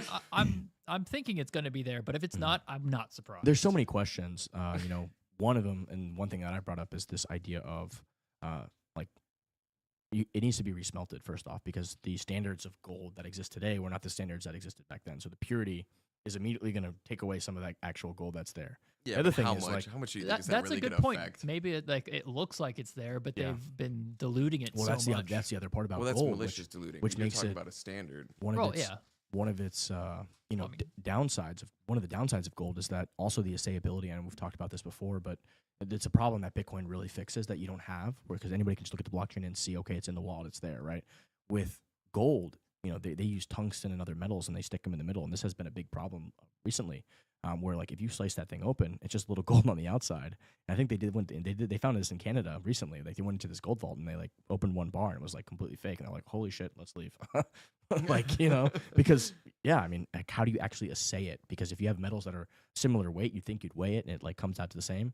But like, no, you got to slice in there and really see. Well, you know? that's why you run into this thing called paper gold, where they're Yeah. rehypothecating the gold. That's a which whole means nother that level of there's this thing. 100 people that have claims to that to one this bar. one bar. Yeah. And it's not even That's really anybody's bar. disaster. But the other And that thing one is- bar's got tungsten in it, so it's not even real gold. It isn't bar tungsten. Yeah, and then did you hear recently? There's this big trade that's going on right now. I think because I was talking to Larry Lepard and Dominic Frisby about this, and we've been mentioning this all this gold is essentially flowing from, I believe it's overseas to here, and I've been wondering why. Like, we've been trying to figure out why this is happening. I think I figured out why it's happening today. So there is a futures premium here in the U.S., I believe, to gold. Like, it's a more expensive here in the U.S. with the premium. And I guess what people can do is if you go to London, get the gold, bring it back to the U.S., you can capture a spread on the gold. So like you basically have to go there, get the gold, bring it to the U.S., then you melt it down and make it into a bar that's acceptable in the U.S. But like you can capture, I think it's like $50+ or something right now, like pretty massive spread per ounce of gold.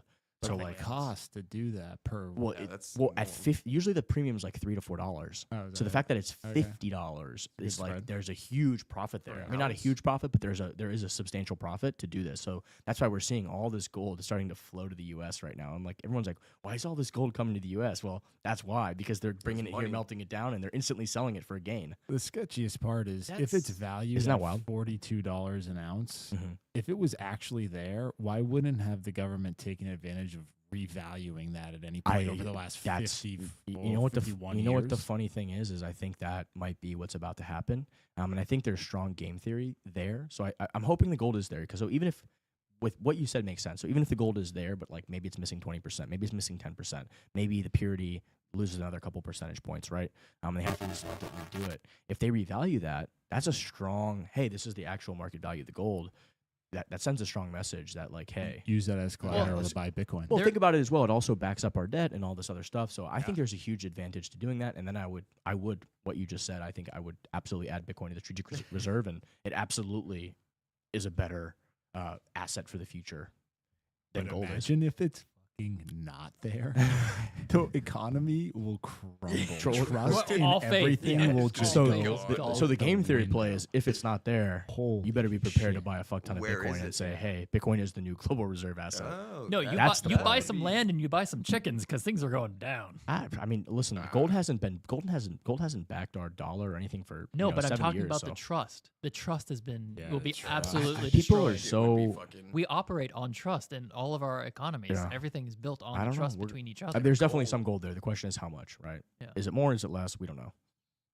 There is a possibility that there could be more gold there, and we just didn't want anybody to know, right? So Well, that is I a think possibility. China and Russia are accumulating gold. China- Oh, easy there, easy there. China and Russia are absolutely accumulating gold. China particularly has brought in, and Dominic Frisby's been talking about this, and there's some great gold traders, and Larry mentioned it as well.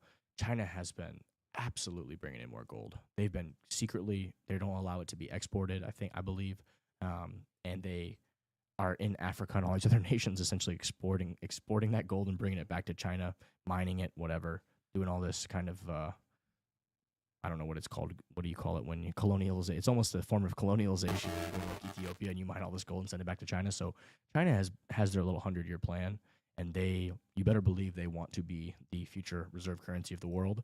So at some point, maybe it's 20 years from now, maybe it's 15, we just don't know. They've got some master plan, and gold is definitely a part of that plan. So the smartest thing the U.S. government could absolutely do to just take the wind out of their sails and their centralized long-term planning, all this communist authoritarian control, Bitcoin. Yeah.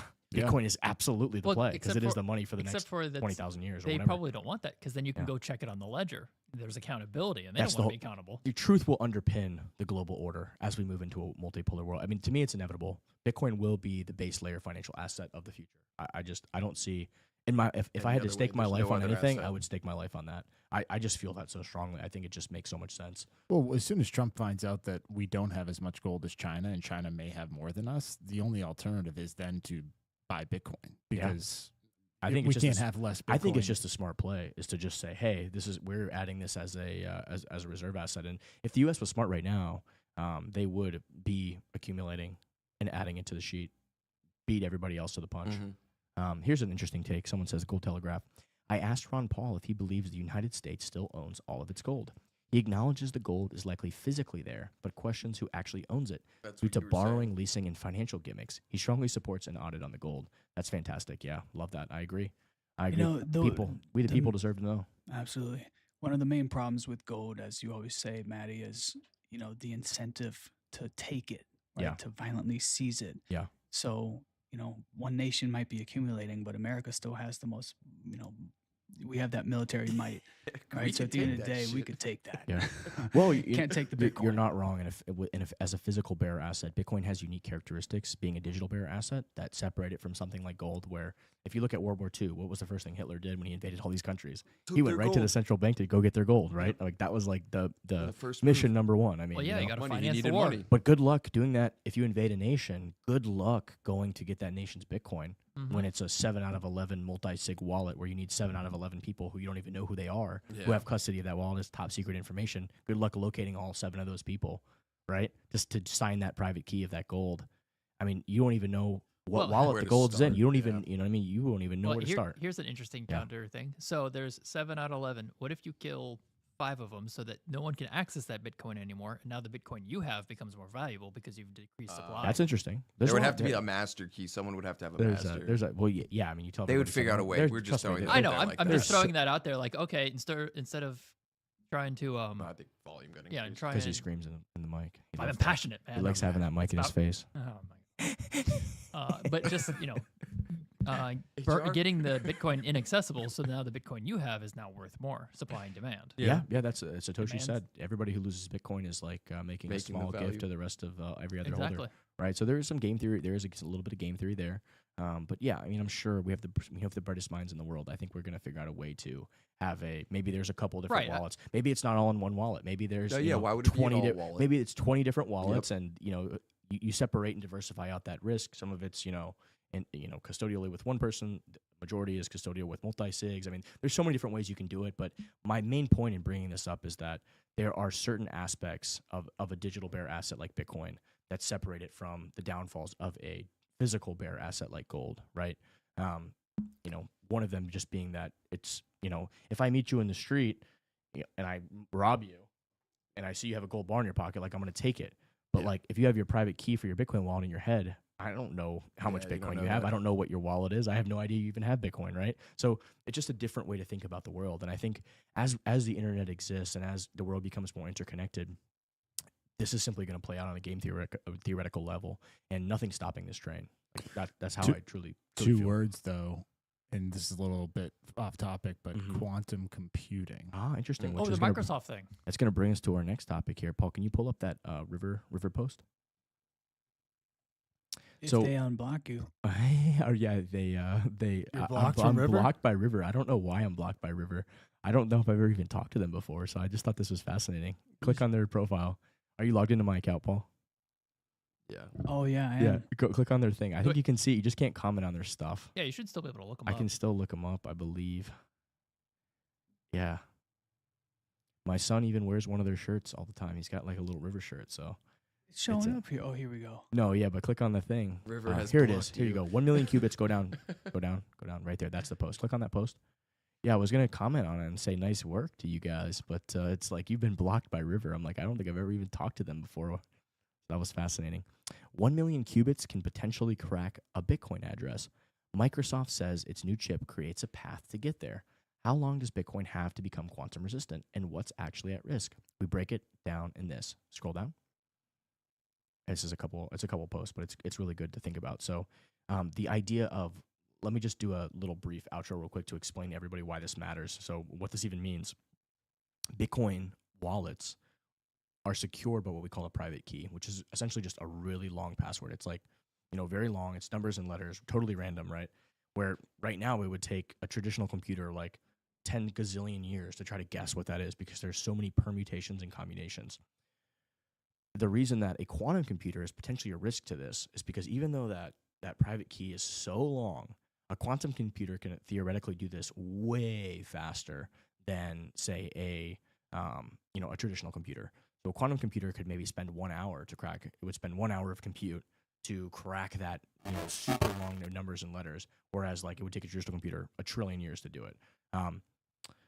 there is a response to this, right? We can just simply change the, we can fork, the community could come together, and we would need broad agreement to consensus of the network to fork to a quantum resistant algorithm, essentially, right? So instead of like SHA-256, you'd move to SHA-512, which would double the size of the private key. So instead of a password that's, 16 to 20 or whatever, numbers and letters long, it would double in size, right? Which makes the permutations like exponentially harder and impossible, like even for a quantum computer to crack. There's that fork wouldn't happen overnight. So like in that interim period, couldn't the quantum computer attack during that before we fork? Like, isn't that so the way this is existential to any blockchain, any network, but before it goes to Bitcoin, this is existential to any bank account, and like literally nuclear codes, like the whole world would end before. So I would think that the first one that any quantum computer would try and go after is Satoshi's wallet, because he's got 1 million Bitcoin in there. Like, if one of those cracks, then you just start. It still takes 10 minutes per wallet. Like, it's going to take a long time to do. And also just start spreading out your coins between a bunch of different addresses. Yeah, it's going to cost you to move everything there, but it'll buy you time until we can get this figured out. And isn't that this is very easy to figure out? They already have, I believe, the devs already have like something they can push out if necessary. Right. So it would just need people figure out. Might be a 2-hour time frame to figure out. Yeah, this is a very you're just basically doing a. They say like 1 to 7 hours. Something in this thread, I think. So then maybe that's the time frame. Yeah, like we would have. Okay, yeah, we're gonna talk about it right now. Yeah, but yeah, but that's only per wallet. So each quantum computer would have like if it's Google who has a quantum computer that they're gonna be the first ones to have the computers that are technically able to do it. Right. Like they're not gonna be spending time like trying to steal people's money, right? Like these are scientists and researchers. But when that becomes commercially available to everybody, right? Then yes, of course they are gonna try to start. Attacking and stealing funds. It's not like the first thing they're going to do is attack Bitcoin. Yeah. So when they do push out this fork of this upgrade, people are going to have the option to probably run that code. And when the majority of people start running that code, then it will take effect. The majority of the network would now be would take that into account. So people who don't update, who don't update their nodes and run the new core software that is quantum resistant, they would be at risk, right? So there's a financial incentive to protect yourself from this attack, and I think the broad coalition of community would definitely participate in that voluntary upgrade for sure. You'd have the consensus of the community because it's existential to the community, right? Yeah, if they don't, they die. Additional steps would be to coin join and break the path off of wherever you got the exchange, right? It would be that wouldn't be irrelevant because it's the private key of your wallet itself. So it's like, think about an email account, right? Like this is the way I explain to people who don't really understand all this and don't really fully understand the digital bearer asset nature of having a cryptocurrency wallet, especially Bitcoin, for example. When you have an email, you have a username and a password, right? And it's like, it could be scott@aol.com, right? And your password could be like, I love puppies 69 at AOL, at AOL, exclamation point, whatever, right? That's your password, right? Nobody knows your password. Only you know your password. But I know your username, your public key, right? It's your public key. And I can send you an email to your public key, but I can't send an email from your public key. Right? I'm sorry, I can't send an email as scott@aol.com. I would need what? Your password. The same thing is how a wallet works.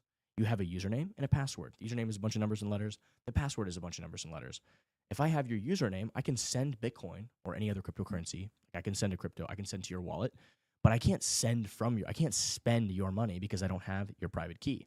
So what these computers would do is they would basically run thousands of simulations to try to guess what that number is, and they would do it just so fast, right? And that's the danger of a quantum computer, is just way faster. But once you start at SHA-256 levels, your password's only like this long.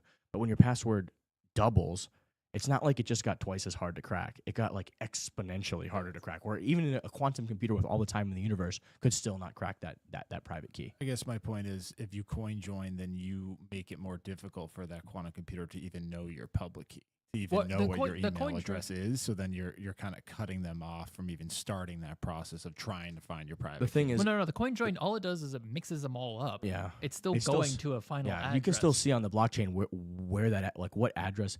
The blockchain is like a bunch of safety deposit boxes with like, instead of a metal cover, with a transparent cover, so everybody can see what everybody has in their safety deposit box. But the only way you can get that money out of the safety deposit box or send the money is by taking your key and turning that lock. Because so like you can see, Everything is public. so like I've got it. Yeah. Yeah. So it's just like this giant. Imagine walking into a bank vault where they have the security deposit boxes in the back, but instead of there being like that metal cover, it's like everything's transparent. So you can see in everybody's safety deposit box. You don't know who owns a safety deposit box, but you can see how much Bitcoin's in there. But you can't spend their money because you don't have this private. And you can key. see all the That transactions. key they're is what making. is the key. That's why the Yeah. better defense would just be to spread your money out across a bunch of those lock boxes. So maybe if they break one, takes them Yeah. 5 hours to break into it, and they only get $20. Yeah. So then they go to the next one. Yeah, but they're going to target those high value. Yeah, that's why I But say I don't- Satoshi's is the first yeah, one. I don't think this problem is. I don't see this problem like Being playing a out. problem. We're going to fork well ahead of this. We're going to address it. The community already has. You know, I this think is there's BIPs already in place this to deal is with this.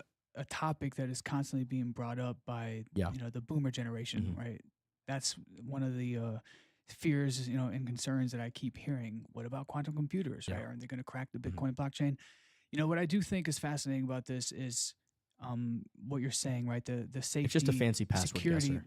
right? Evolves alongside. Mhm, But exactly. what could happen is that the lost Bitcoin might be, recovered found. with That- quantum computers. That is actually an interesting point, and maybe that is to the benefit of the network in some ways, right? Adding a little bit more Bitcoin to circulation. I know as a holder, it's like, oh man, now there's more Bitcoin found, but maybe that would be a task to get some of that Bitcoin flowing back into the ecosystem. I think it should be Yeah, because give at some point give people a chance to. also like as Bitcoin becomes more ubiquitous, the old wallets that have some just burned coins or whatever become more valuable to crack into. Mhm. So like right now when it's worth, $1,000, it's not going to be worth it to grab a supercomputer, Yeah, but it's going to be worth it to get into in 100 Satoshis. years it might. Yeah. It's like it'll be like this I don't have to go to 100 years. Just quantum look at the Satoshi one. quantum cracking will be like the treasure hunting of the future, right? Yeah. Where you find someone's old stash that died 150 years blues. ago. I love it. Hey, Bitcoin Paul, can you go blues. back to that? Can you go back to that thread? I'm going to finish reading that River thread. I want to go to the next one here. So, quantum computers are notoriously difficult to operate. Historically, quantum computers could only run for a few microseconds before breaking down, with massive operational costs to keep temperatures low and reduce noise. That's not good enough to accomplish anything. Scroll down. Microsoft's Marjana 1 release has cracked these hurdles, making it more reliable to run quantum computers at stable states. This could bring us much closer to practical large-scale quantum applications. Microsoft will need to reach a quantum computer with 1 million qubits to tackle most industrial-scale problems. The Majorana 1 chip is far from that scale now, but could reach the 1 million mark by 2027 and 2029, according to CEO Satya Nadella. Is 1 million qubits enough to break Bitcoin? When ran for several days to weeks, a 1 million qubit quantum computer could potentially crack Bitcoin addresses via a long-range attack. This thread explains how that would actually work. So it shows a thread about Shor's algorithm and some cryptography stuff. Can you scroll down? More realistically, we need a quantum computer with 13 to 300 million qubits to carry out a long-range attack in 1 to 8 hours. If achieved, this would put 5.9 million Bitcoin at immediate risk. Remember that the best quantum computers today only have 1,000 qubits. Still, this breakthrough shortens the timeline to make Bitcoin quantum resistant. Even if it's a decade away, addressing vulnerabilities early is crucial. Our River Learn article walks through what's at stake and what the potential pathways ahead are. So that's a pretty interesting take right there. What do you guys think? That 5 million, I think, is very old Bitcoin Yeah. that was under a Yeah. PKP or PTP address that doesn't exist anymore. So I think that's where that 5.9. Okay, gotcha. That's an coming interesting take. Yeah, I mean, it's always we keep building better banks for a reason because people Yeah. keep trying to break into No, them. you're exactly right. I think this is just part of the game. Yep. All right, Paul. Let's see here. Probably got about 5 more minutes, guys, on the stream. So, any other rabbit holes you guys want to go down or think about? If not, Yeah, Malay gave a chainsaw to Elon Musk. oh, did he really? Yeah, I think he That's gave him funny, a golden chainsaw. Yeah, we talked about on Wednesday. Me and Nick talked about the whole meme thing, the Libra thing, the whole. You guys know Rug anything pull. about that? I only know a little bit. I just know Yeah. Malay He endorsed one. He launched didn't one. promote it. He just shared it, he Yeah. says. Yeah. Okay. So I think actually go down, Paul. We'll end on this. Oh, that's a good one right there. So we didn't really get a chance to talk about the whole Russia-Ukraine situation, which is something I wanted to touch on today. So let's talk a little bit more about that. Go up a little bit. So I guess in Saudi Arabia, yeah, go to that post with right there. With Sowell? No, not with Sol. The one above it, below it. That's a great quote by Soul, though. Go up a little. Yeah, San Francisco has spent $20 billion fighting homelessness since 2020. They have 8,300 homeless today. That budget is $2.4 million per homeless per person. Taxes have never been about helping the poor. Yeah, that just shows the epic waste and incompetence of government. But go up, Paul. Go up. Let's do this Thomas Sowell quote because I love Thomas Sowell. You will never understand bureaucracies until you understand that for bureaucrats, procedure is everything and outcomes are nothing. Thomas Sowell. Is that how you pronounce it? Oh, it's Yeah, heard Tom. as Soul, or something like that. Sowell. Yeah, I'm not really sure. Can you go up to the Marco Rubio interview here? So a lot's been happening this week. I mean, obviously the American people overwhelmingly voted, myself included, to end the conflict in Ukraine and Russia. You know, it's on the other side of the world. Doesn't really affect America. Of course, I feel, you know, there are many things that are true about this conflict. So the first thing is that who started the conflict? Who actually invaded and took the first step to violence? Undoubtedly was Russia. Totally did not need to do that. You know, the cost of people, I think that was a massive mistake. The lives, the death, the destruction. You know, Russia invaded. They did not need to. That being said, I don't know if they didn't need to. I think they didn't need to. Personally, that's my opinion. I think we could have come to a solution that was more diplomatic. I think we've been trying to. The Ukrainian government that was elected wasn't really favorable to them, and then Russia was at risk of losing their access to the port out into the oceans, and which is a major military base for them and whatnot.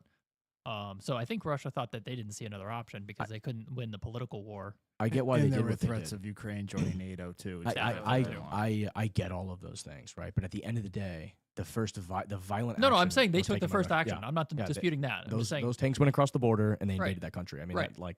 So that being said, like, would we allow like China to have like Mexico have well, no, like, that's bases? I don't think that's quite a right example because What it's is the like right example? China has a base in Colombia, whatever. We'll just say that, and then they say, okay, we're going to stop. We're not going to move any. We're not going to put any more bases anywhere on your side. They make a And then couple they more slowly bases. start making their way up Central America. You know, Yeah. you get Panama, Mhm.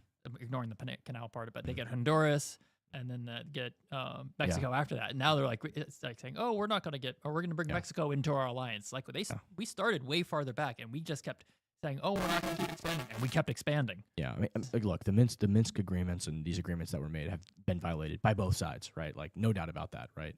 How are we going to move forward here in the world at this point right now? You know, we can agree that Russia took the first violent action. Maybe they had some justifications for that. I sympathize with some of the arguments. Totally get it. I think No one's innocent in this. I think a diplomatic solution should have at least been attempted before that invasion Well, happened. it was Russia now- kept saying like, "This is our red line. Do not try and do this," and we kept doing it anyways. Or so like, and it's similar to you say. I'm not saying October they're right 7th. in doing it, but it I can started understand way it. before that one Yeah. conflict. We're No going back doubt, there's hundreds. lots of stuff here. At the end of the day, I think Dominic has a great take on this. I pulled his post because it made a lot of sense to me. My knowledge of Russia-Ukraine politics is one step up from sweet FA, which I think means fuck all. I have not followed it closely. Initially, I understood Putin was the aggressor. Then I was told he was reacting to prior NATO actions, etc. For sure, Putin is not democratically elected, so that argument is bogus, which I agree with. I mean, like, all of his political opponents are poisoned or die. I mean, that's, he's a dictator. Like, he literally is a dictator. I don't know how you can pretend that. So he's elected like Kim Jong Un was. Yeah, he's elected like Kim Jong Un was elected. So whether you like it or not, that is the fact. I mean, whether it's good or bad for their country, that's another question that can be determined, right? But whatever the right and wrongs, we are where we are now, where we now are. And there seem to be two options. One, continuing with this interminable attrition, death, destruction, waste, vast expense, corruption, impossible rebuild to move on, etc. Or two, they strike some kind of deal and end it. We have to wait and see what deal is reached, of course. But for sure, not everyone is going to be happy with it. That is the nature of compromise, but at least with a deal, people can start to move forward. Otherwise, we are stuck in this endless lethal rut, which risks eventually escalating. Surely a deal, however it is reached, is better than no deal, and yet more of the before. I said I was going to unpack this today on the pod, so I cannot agree more with Dominic's assessment here. I mean, I think there's plenty of blame to go around, right? It's never black and white. There's always gray, right? So, I agree with just what Trump is saying. It's just I want the dying to stop. Yeah. That's the goal. Let's end the death. Like, let's end it. We can't keep, like, I don't want my taxpayer dollars going to a conflict. Like, if Russia takes over the whole of Ukraine, like I'd be like, you know, in my mind, it's like that sucks. You know, that's terrible. You know, but I don't want to I don't want to send tax dollars there to deal with it. I mean, nations have been conquering other nations and taking land and territory from. I mean, this has been going on since the dawn of time, which brings me back to the Palestinian argument. It's like, you know, that was part of the Ottoman Empire. World War I, they lost World War I. The West took over that area, and they decided what happened with the land. This is how wars work, right? So this has already been done. But there's a lot of mineral resources in Ukraine that like would be not advantageous for us as United States citizens, or you know, the United States, for Russia to then take over. Like there is benefit to us to have Ukraine stay Ukraine right now. But I mean, I hear that. Down to I when get push that. comes to shove. I get that's that. what like Lindsey Graham and And I stuff. think- Essentially, that's what they fessed up to. It's about resources. And that's all about the let's resources. go to the Rocco Rubio Always because he about actually says resources. that. He literally says that. He says, look, he's like, we sent all this money here. Like, why don't we have a joint partnership on this mineral thing? And you know what? I think Putin is the business guy. Putin would like if you went to, and I think that's the argument. I think if you go to Putin and you're like, hey, like we want to fucking, you know, we want to do business. We want to get some fucking minerals. We're gonna work with the Ukrainians. Like we'll sell some to you. We'll do whatever. I think Putin would be like, okay, I'm fine with that. What I'm 100% not fine agree. with is having a fucking military, another NATO country on my border, Right. which I get, right? So there's all these different I arguments think and it's sides. the and- ego of Zelensky because Russia, Yeah. Putin is just saying we want to have an election so that the Ukrainian people can vote for who they want to be president because he thinks Yeah, that they Zelensky want to won't be- be as- voted in again. as And much Zelensky's as, like, I don't want that to happen because I don't think I'll be voted in again. So let me It's like take an the ego counter. thing. Let me take the counter argument on this. I mean, Putin has no right to say anything about a democratic country's Right, elections. right. So But that's like that's like ridiculous. part of his trading. But I get the logic of it. But it's very like in wartime, like in Europe, like even during World War II, like there weren't elections when there was wars going on. So like I'm not really sympathetic to that argument. I disagree with Trump on that. Like, you know, whether he gets elected or not, like he is in an active war. Like you don't really hold elections in wars. That it just doesn't happen. Like you get war powers. Like that's how this has been going out through history. Like I can't think of a nation that had elections when they were being invaded and having a war. I think we did it Well, in the hold on. 30s. did Roosevelt, whoever was in the 30s during World War II, we had a 3-term president.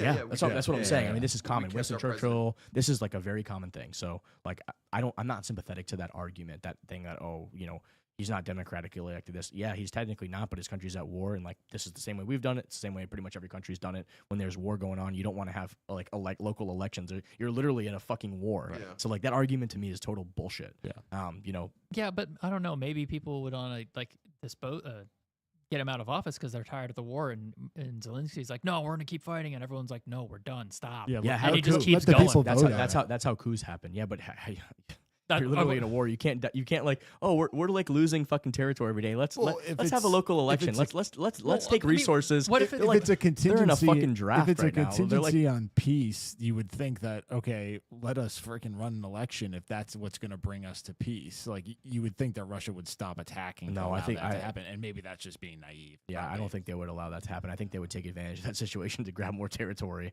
I mean, they don't have enough resources as it is. Everybody else and their mother is sending to this piggy bank. And the funds are disappearing. That's a whole other thing. It's like we're spending all this money. Like who knows where They're half of not it's even going? getting all the money. It's Yeah. totally fraudulent. You know, like again. So I think this is a very logical argument by Rubio, and this this does like put you in the mind of Zelensky and like why they're upset with Zelensky right now. So play it from the beginning, Paul, just so we can 2 minutes. Do you want to watch it? yeah, I want to watch it. Yeah, no, play this 2 minute. It's very important because it shows why. Because you think in the media right now, you're thinking like, oh, why is Trump so anti-Zelensky all of a sudden? Because before it was like, hey, let's all do this, and then you know they met in Saudi Arabia, and this is like this is the negotiation. Like Rubio, I guess, was talking to Zelensky. So like, play this. It puts you in their mind of like, hey, he almost feels like he's getting double crossed here. So let's. When President Trump posts that President Zelensky is a dictator without elections, what are you thinking? I think President Trump is very upset at President Zelensky, and in some cases, and rightfully so. Look, number one, Joe Biden had frustrations with Zelensky. People shouldn't forget it. There are newspaper articles out there about how he cursed at him in a phone call because Zelensky, instead of saying thank you for all your help, is immediately out there messaging what we're not doing or what he's not getting. I think the second thing is, frankly, I was personally very upset because we had a conversation with President Zelensky, the vice president and I, the three of us, and we discussed this issue about the mineral rights. And we explained to them, look, we want to be in a joint venture with you, not because we're trying to steal from your country, but because we think that's actually a security guarantee. If we're your partner in an important economic endeavor, we get to get paid back some of the money the taxpayers have given, close to $200 billion, And it also, now we have a vested interest in the security of Ukraine. And he said, sure, we want to do this deal. It makes all the sense in the world. The only thing is I need to run it through my legislative process. They have to approve it. I read 2 days later that Zelensky's out there saying, I rejected the deal. I told him, no way, that we're not doing that. Well, that's not what happened in that meeting. So you start to get upset by somebody. We're trying to help these guys. One of the points the president made in his messaging is, it's not that we don't care about Ukraine, but Ukraine is on another continent. You know, it doesn't directly impact the daily lives of Americans. We care about it because it has implications for our allies and ultimately for the world. There should be some level of gratitude here about this. And when you don't see it and you see him out there accusing the president of living in a world of disinformation, that's very counterproductive. And I don't need to explain to you or anybody else, President Trump's not the kind of person that's going to sit there and take that. He's very transparent. He's going to tell you exactly how he feels. And he sent a message that he's not going to get gamed here. He's willing to work on peace because he cares about Ukraine. And he hopes Zelensky will be a partner in that and not someone who's out there putting this sort of counter messaging to try to, hustle us in that regard. That's not going to be productive here. I think this is incredible. That's an incredibly interesting clip. When I saw that, I was incredibly impressed by Marco Rubio's stance and his realism, right? Yeah. It's like we have all these politicians and these people that were in the previous administration and they're saying all this fancy stuff and this delusional things. I mean, like, that is a pragmatist, somebody who is like, hey, this is reality. Here's what happened. Here's what we think. And like, I personally think that Putin would be okay with, he'd be like, oh, you want to do an economic thing? Like, that's the language I speak, right? Like, that makes sense. You want to have a deal. Let's make a fucking deal, right? Yeah, we're not going to attack that because you're getting paid back. You're making some money. You're generating some business. I think you can deal with someone on that level, right? And that is a shared, why would Putin invade when he knows the U.S. is there, not militarily, but economically, I think makes sense.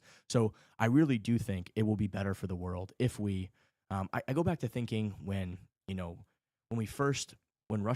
Soviet Union first fell, right? The Soviet Union fell, and we had this opportunity, kind of like what we did with Germany after World War II and these other countries, where we, instead of putting our boot on them, we helped rebuild them, right? Instead of doing the Treaty of Versailles, which caused Hitler and all this condescension and terror to happen that eventually led up to World War II, instead of doing that and putting the boot on their throats, we welcomed them into the world order. We did the Marshall Plan. We let them tariff our goods. We wanted to help them rebuild their industry. All these different things to help them to become part of the world again. We had the same opportunity with Russia after the Soviet Union fell, and instead of doing that, I think we gave them the cold shoulder. And I think this resentment and all the stuff that we're seeing, this fear that Putin has of he grew up in this Soviet era of seeing all this stuff, and he was in the intelligence, the KGB, of the Americans are right on our doorstep, right? Instead of thinking about America as hey, they're capitalists, they want to make money, they want to partner, they want to do business. I think that's the response we need to give. Maybe all of our I want to say the word morals, but I want to say the word all of our values might not align on every single thing, right? But look what we're seeing from the Europe right now with censorship and arresting people over memes. I honestly I feel like my values align more with the Russians than they do with Europe at this point. I don't want to I think what they're doing is insane in Europe right now, arresting people over this. Keir Stalin over there in the UK. I mean, this is insane. So I have friends that are all over the world. I have friends in all these different nations, and I'm talking to them and I'm like, okay, well, I agree with you over here, or I disagree with you here. It's we are a global community. Let's compete.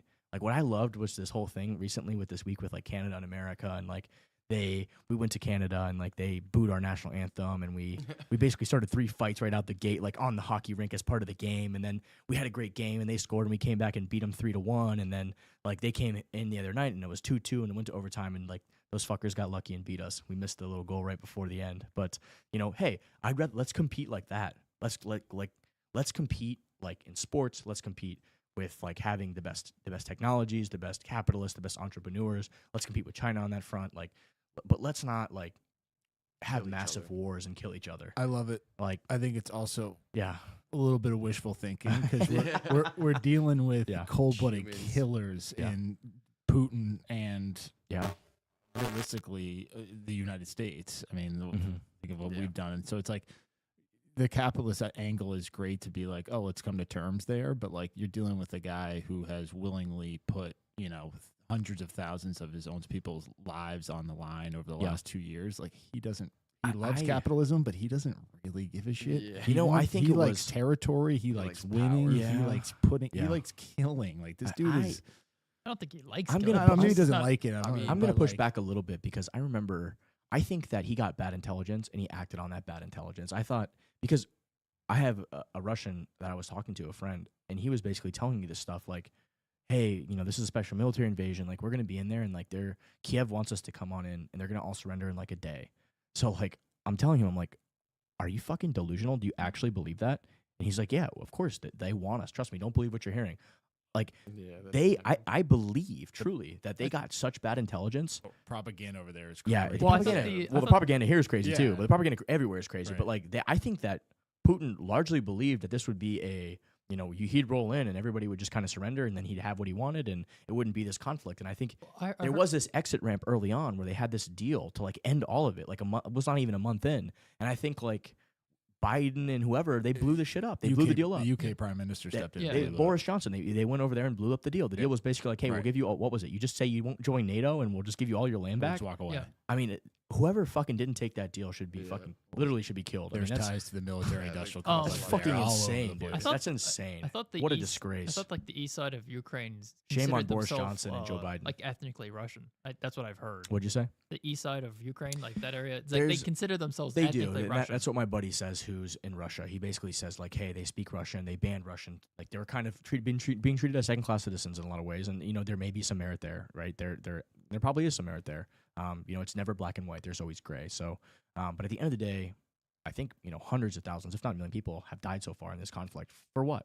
For what? Right? So I don't think Putin, if Putin knew how bad it would have been and all the sanctions, think he would have done I don't think he would have done I it. think he still might have. I thought because he was going to didn't- get he in didn't see quick. another No, option. he didn't think it was going to be this No, bad. I don't think he thought he was. I Gonna go in and truly win. believe. Yeah, I totally agree with you, Phil. I thought he was, because I'm telling you, because that's what the population believed. Like they believed that they were liberating people and they were going in and they thought they was going to be real quick, and then boom. Well, yeah, if it wasn't this for whole all idea, the special United States military, support, that special would have been the military case. operation.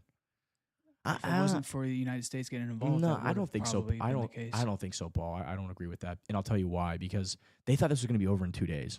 Like Yeah, Kiev, they they had literally money to thought- fund the war for a couple weeks easily. They have warriors, they had fighters. Like it was the Ukrainian people who pushed back drastically the first couple weeks of that war. It was not the money had not the war hadn't even started yet. The money had the gravy train had not started flowing yet.